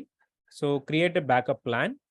So start with a template or build a new plan define a ఒకవేళ వీడు ఇచ్చినటువంటి టెంప్లేట్స్‌లో మీకు ఏదైనా ఉంటే గనక ఎవ్రీ 35 డేస్‌కి, every 1 year, every 5 years, every 7 years retention ఉంటే గనక మీకు ఇది ఓకే. లేకపోతే గనక మీరు ఒక న్యూ ప్లాన్ క్రియేట్ చేసుకోవచ్చు. So let's say plan name is demo plan. So ఇందులో మీకు డిఫరెంట్ రూల్స్ మీరు యాడ్ చేసుకోవచ్చండి. బట్ ప్రెజెంట్ అయితే ఒక రూల్ మనం యాడ్ చేయొచ్చు ఇక్కడ. ఇది క్రియేట్ అయిన తర్వాత మల్టిపుల్ రూల్స్ కూడా మనం యాడ్ చేసుకోవచ్చు. సో డెమో రూల్ 1 బ్యాకప్ వాల్ట్‌లో ఏ బ్యాకప్ వాల్ట్‌లో యాడ్ చేసుకోవాలి. So demo vault. లేదా కొత్త బ్యాకప్ వాల్ట్ క్రియేట్ చేసుకోవాలి మీరు క్రియేట్ చేసుకోవచ్చు. ఫ్రీక్వెన్సీ చూడండి. సో డైలీ ఉంది, అవర్లీ ఉంది, వీక్లీ ఉంది, మంత్లీ ఉంది. వీటిలో మీరు చూస్ చేసుకోవాలంటే చూస్ చేసుకో. లేదు కస్టమ్ క్రాన్ ఎక్స్‌ప్రెషన్ తీసుకుంటే గనక మీరు ఎగ్జాక్ట్‌గా ఏ టైంలో హిట్ చేయాలనుకుంటున్నారో ఆ టైంలో మీరు హిట్ చేసుకోవచ్చండి.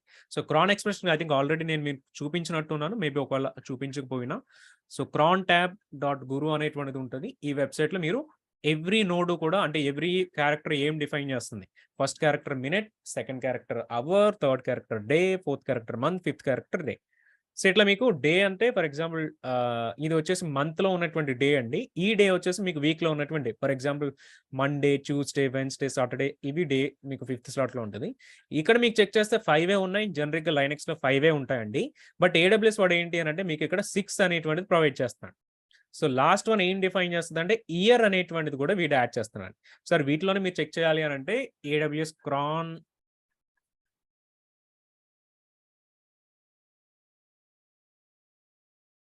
క్రాన్ ఎక్స్‌ప్రెషన్ చూస్ చేస్తే ఎగ్జాక్ట్‌గా ఈచ్ నోడ్ ఈచ్ క్యారెక్టర్ ఏం డిఫైన్ చేస్తది అనేటువంటిది కూడా మీకు ఇక్కడ అబ్జర్వ్ చేయొచ్చు. చూద్దామండి ఒకసారి.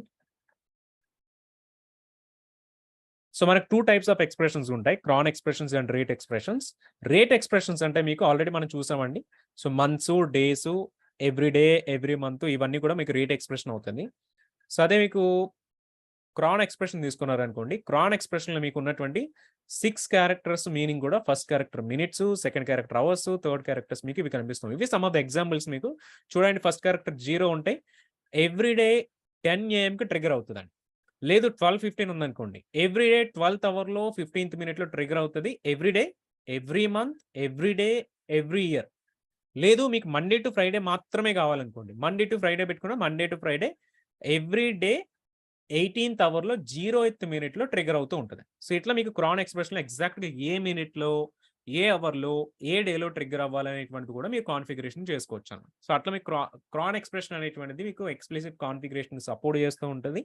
ఒకవేళ మీకు గనక ఆహ్, ఈ డిఫరెంట్‌గా ఉన్నటువంటి రేట్ ఎక్స్‌ప్రెషన్స్ అన్ని సపోర్ట్ చేస్తే ఓకే. లేదు కస్టమ్ క్రాన్ ఎక్స్‌ప్రెషన్ తీసుకుంటే మీకు ఇట్లా ఎక్స్‌ప్లిసిట్‌గా యాడ్ చేసుకుంటారండి. సో ఫర్ ఎగ్జాంపుల్ మనం అవర్లీ అనేటువంటి చూస్ చేస్తున్నాను. అవర్లీ. సో బ్యాకప్ విండో ఏ టైంలో స్టార్ట్ అవ్వాలని చెప్పేసి. సో రిటెన్షన్ పీరియడ్ చూడండి. మీకు డిలీట్ అవ్వకుండా ఉండాలి అంటే ఆల్వేస్ పెట్టుకుంటారు. లేదు ఒక 10 డేస్ తర్వాత మీకు డిలీట్ అయిపోవాలంటే 10 డేస్ పెట్టుకుంటారు. ఒక 20 డేస్ అయితే 20 డేస్. లేదు ఒక 1 ఇయర్ తర్వాత డిలీట్ అవ్వాలంటే 1 ఇయర్ పెట్టుకుంటారు. అట్లా ఆటోమేటిక్‌గా ఏదైతే బ్యాకప్ మీకు ఈ బ్యాకప్ వాల్ట్‌లో క్రియేట్ అవుతదో, సో క్రియేట్ అయినవన్నీ కూడా మీకు ఆటోమేటిక్ 1 ఇయర్ తర్వాత డిలీట్ అయిపోతాయండి. So based on your configuration. For example మనం 1 డేస్ పెట్టామనుకోండి. 1 డే పెట్టాం. 1 డే తర్వాత డిలీట్ అయిపోతది. ఇప్పుడు క్రియేట్ అవుతున్న బ్యాకప్‌ని మీరు వేరొక రీజియన్‌లో కాపీ చేసుకోవాలన్నా కాపీ టు డెస్టినేషన్ మీరు పెట్టుకోవచ్చు. సో ఏదైతే రీజియన్ మీరు చూస్ చేస్తారో ఫర్ ఎగ్జాంపుల్ హైదరాబాద్ పెట్టుకుందాం. సో హైదరాబాద్ నుంచి కూడా మీకు హైదరాబాద్‌లో మళ్ళీ బ్యాకప్ వాల్ట్ ఉంటది. By default default backup vault ఉంది. లేదు మీరు కావాలంటే కొత్తది కూడా క్రియేట్ చేసుకోవచ్చండి. ఆ బ్యాకప్ వాల్ట్ మీకు క్రియేట్ అవుతదండి. సో ఇట్లా మీకు ఏమవుతదంటే సో ఒకటి రిటెన్షన్ ఉంది. సెకండ్ వన్ వచ్చేసి ట్రాన్సిషన్ టు కోల్డ్ స్టోరేజ్ అండి. సో ఇప్పుడు మనకి స్టాండర్డ్ నుంచి ఇన్‌ఫ్రీక్వెంట్‌కి ఎట్లనైతే వస్తే కాస్ట్ తగ్గుతుందో ట్రాన్సిషన్ టు కోల్డ్ స్టోరేజ్ అన్న అట్లనే కాస్ట్ తగ్గుతది. సో మీకు ఇదేం చేయొచ్చు అంటే ఆఫ్టర్ ఎన్ని డేస్ తర్వాత మీరు కోల్డ్ స్టోరేజ్‌కి పంపించాలనుకున్నారంటే మీకు బ్యాకప్ కాస్ట్ అయితే తగ్గుతూ ఉంటది. ప్రెజెంట్ వచ్చేసి copy to other destination remove చేసేస్తున్నాను. So VSS kind of backup అంటే యూజర్ లెవెల్ బ్యాకప్ కావాలన్నా మీరు వీఎస్ఎస్ ఎనేబుల్ చేసుకోవచ్చు ఫర్ విండోస్ లెవెల్ బ్యాకప్స్ అండి. So create plan. So just plan ఒకటే క్రియేట్ అవుతుంది. సో ఇక్కడ వచ్చేసి మీకు రిసోర్సెస్ సెలెక్ట్ చేస్తున్నామండి. So include all resource types or include specific type of resource types. Specific అని అంటే ఏ సర్వీస్లో రిసోర్స్ టైప్స్ అని. ఏడబ్ల్యూఎస్ వాటి సపోర్ట్ చేస్తుంది ఏంటంటే మీకు చూడండి Aurora, cloud formation, document DB, EBS, EC2 ఇవన్నీ కూడా సపోర్ట్ చేస్తున్నారు ప్రెసెంట్. ఫ్యూచర్లో ఓపెన్ చేస్తే ఇంకా మీకు యాడ్ చేయొచ్చు. సో వీటన్నిటిలో ఏం మీకు సపోర్ట్ చేయాలనుకో, ఫర్ ఎగ్జాంపుల్ EC2 ఒకటే చూస్ చేస్తున్నాను. దెన్ EC2లో కూడా అన్ని ఇన్స్టెన్సెస్కి మీరు బ్యాకప్ కావాలా, లేకపోతే ఇక్కడ మీకు చూడండి ఆల్రెడీ మీ అకౌంట్లో EC2s అయితే వస్తున్నాయి. ఆ EC2 ఇన్స్టెన్సెస్కి మీకు బ్యాకప్ కావాలా, ఇట్లా చూస్ చేసుకోవచ్చు. లేదంటే ఆల్ ఇన్స్టెన్సెస్ అంటే ఎన్ని ఇన్స్టెన్సెస్ ఉన్నా వాటన్నిటి కూడా బ్యాకప్ తీస్తారు. లేదు ఒకటే కావాలనుకుంటే మీరు ఒకటే చూస్ చేసుకోవచ్చు. సో మొత్తం మీరు కస్టమైజ్ అయితే చేసుకోవచ్చు. లేదు నాకు ఇట్లా కాదు అనుకుంటే కనుక మీకు ఎవ్రీ రిసోర్స్కి కూడా సమ్ ట్యాగ్ నేమ్స్ అయితే అటాచ్ అయి ఉంటాయి. So based on the tag names బట్టి కూడా, ఫర్ ఎగ్జాంపుల్ నేమ్ అనే కీతో ఈక్వల్స్ వాల్యూ చెక్ చేస్తే కనుక మీకు ఈఎఫ్ఎస్కి సంబంధించి ఆల్రెడీ మీరు యాడ్ చేసిన ట్యాగ్ నేమ్స్ అన్ని కూడా కనిపిస్తున్నాయి. మీకు ఫర్ ఎగ్జాంపుల్ నేమ్ ప్రాజెక్ట్ అనేటువంటిది పెట్టి ఆ ప్రాజెక్ట్ నేమ్ యాడ్ చేశారనుకోండి వాల్యూస్లో, EC2 క్రియేట్ చేస్తున్నప్పుడు కానీ వేరే సర్వీస్ క్రియేట్ చేస్తున్నప్పుడు కానీ ఆ ట్యాగ్ నేమ్ని బట్టి కూడా ట్యాగ్ నేమ్ ఏదైతే EC2 ఇన్స్టెన్స్కి అటాచ్ అయిందో ఆ EC2 ఇన్స్టెన్స్ అన్నిటి బ్యాకప్ తీస్తుందండి. మీరు ఇక్కడ ఆల్ ఇన్స్టెన్స్ సెలెక్ట్ చేసినప్పటికీ ఈ ట్యాగ్ దేనికైతే మ్యాచ్ అవుతుందో మీరు సెలెక్ట్ చేసుకున్నది ఆ ట్యాగ్ ఉన్న వాటికి మాత్రమే బ్యాకప్ అనేటువంటిది క్రియేట్ చేస్తారు. ఇట్లా కూడా మీరు ఈజీగా చేసుకోవచ్చు అండి బ్యాకప్స్ అనేవి బై యూజింగ్ ద ట్యాగ్. అందు గురించి tag names are very important. మనం ఆల్రెడీ ఫస్ట్ నుంచి కూడా క్రియేట్ చేస్తున్నప్పుడు ట్యాగ్ నేమ్స్ యాడ్ చేస్తూ ఉన్నాం. ఎక్స్ప్లిసిట్ వేరే నేమ్ ట్యాగ్సే కాకుండా వేరే ట్యాగ్స్ కూడా మీరు యాడ్ చేసుకోవచ్చు. ఫర్ ఎగ్జాంపుల్ ప్రాజెక్ట్ అని, అప్లికేషన్ అని, for finding the cost and all. So let's add అండి. సో ఇది రిమూవ్ చేసేస్తున్నాను. Tag base just all instances పెట్టాను. అసైన్ రిసోర్సెస్, ఒక just name. So demo resources, assign resources, continue.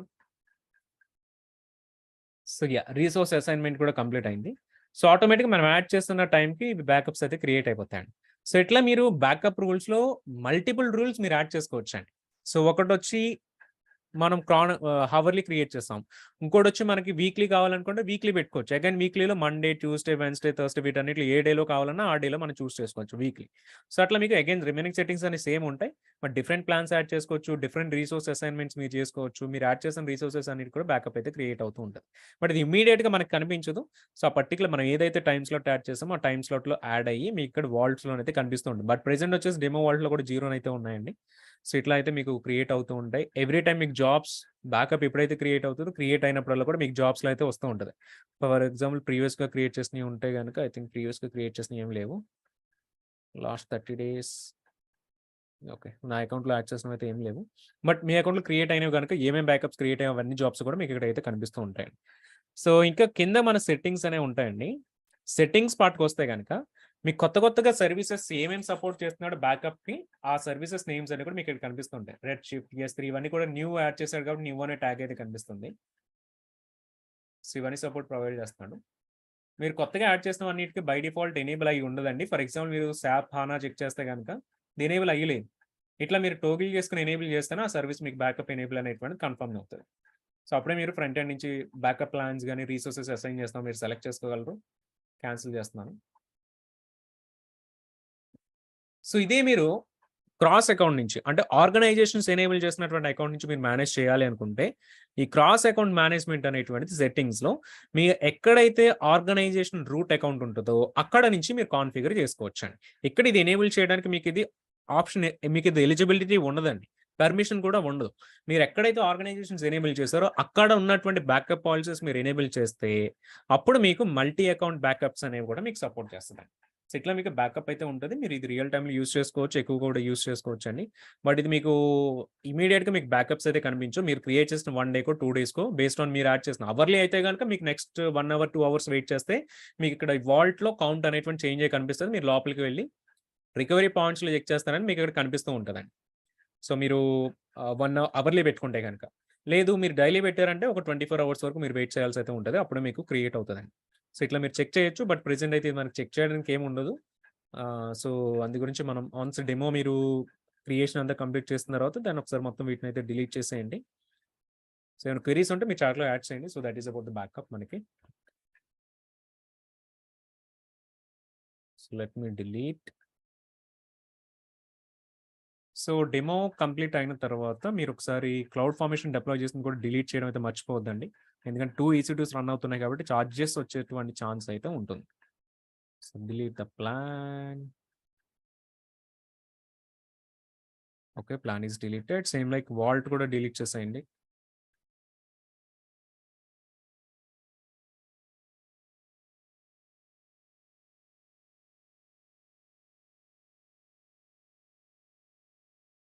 So, backups మీరు schedule చేయొచ్చు. On demand backups కూడా మీరు create చేసుకోవచ్చండి.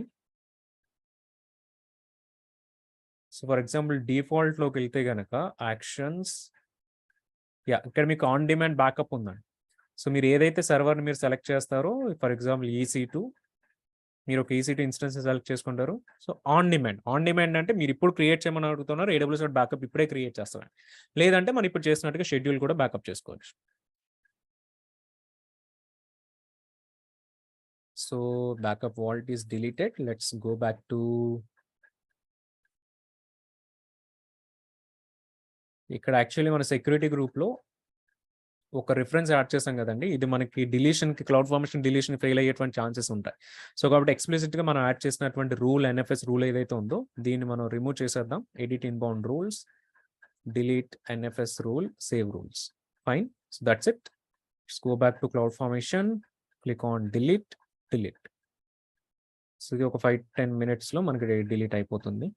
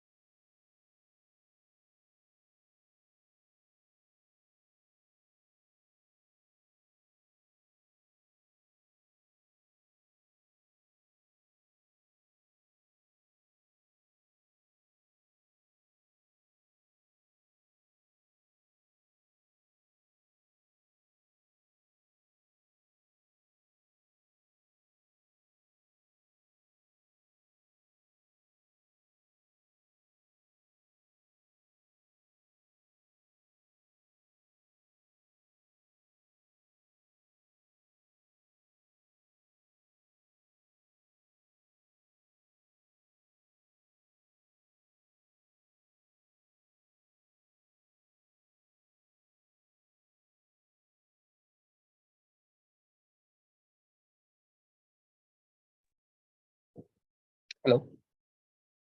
చెప్పండి లక్ష్మీనారాయణ. చిన్న డౌట్ సార్. మామూలుగా నేను మల్టీ వాల్యూ పాలసీ యాడ్ చేస్తున్నప్పుడు నేను మల్టిపుల్ ఐపీస్ యాడ్ చేస్తున్నప్పుడు నాకు అది ఎర్రర్ చూపిస్తుంది. At a time plus we can not add like one record per name, right? నేను multi two records records support చేస్తారు. మల్టీ సపోర్ట్ ఐపీస్ చేస్తారు. Same name. సారీ, అర్థం కావట్లేదు. మల్టిపుల్ ఐపీ అడ్రెస్ ఒకే నేమ్ కింద మీరు యాడ్ చేయొచ్చండి. ఓకే, బట్ నాకు అట్లా మల్టిపుల్ ఐపీస్ యాడ్ ఎలా చేయలేదు. సో మనం ఈచ్ ఐపీకి హెల్త్ చెక్ ఖచ్చితంగా కాన్ఫిగరేషన్ చేయాలా, నాకు అవసరం లేదా? అంటే కాన్ఫిగర్ చేస్తే మంచిది. ఎందుకంటే మీకు మల్టీ వాల్యూ అంటే ఏంటంటే మీకు ఎన్ని ఐపీస్ అయితే ఉన్నాయో మీరు ఆ డిఎన్ఎస్‌ని బ్రౌజ్ చేసినప్పుడు మీరు యాడ్ చేసిన అన్ని ఐపీస్‌లో నుంచి కూడా ఏదైతే ఐపీస్ మీకు హెల్తీగా ఉంటాయో అవి మాత్రం రిటర్న్ చేస్తదండి. సో, సో కాబట్టి అందు గురించి మనకి ఒకే హెల్త్ చెక్ లో మల్టిపుల్ ఐపీస్ మనం కాన్ఫిగర్ చేయొచ్చా? ఒకే హెల్త్ చెక్‌లో మల్టిపుల్ కాన్ఫిగర్ చేయలేం. ఒకటే కాన్ఫిగర్ చేయగలం. సో ఒకవేళ మనకి మల్టిపుల్ ఐపీస్ ఉన్నప్పుడు ఎట్లా హెల్త్ చెక్స్ ఎలా కాన్ఫిగర్ చేయాలి? అంటే మల్టిపుల్ ఐపీస్ యాడ్ చేయాలి. మల్టిపుల్ ఐపీస్ ఉన్నప్పుడా? ఓకే. నేను ఒకసారి దాని ట్యూటోరియల్ చెక్ చేసి నేను మీకు షేర్ చేస్తాను. Okay. Yeah! Thank you. Okay.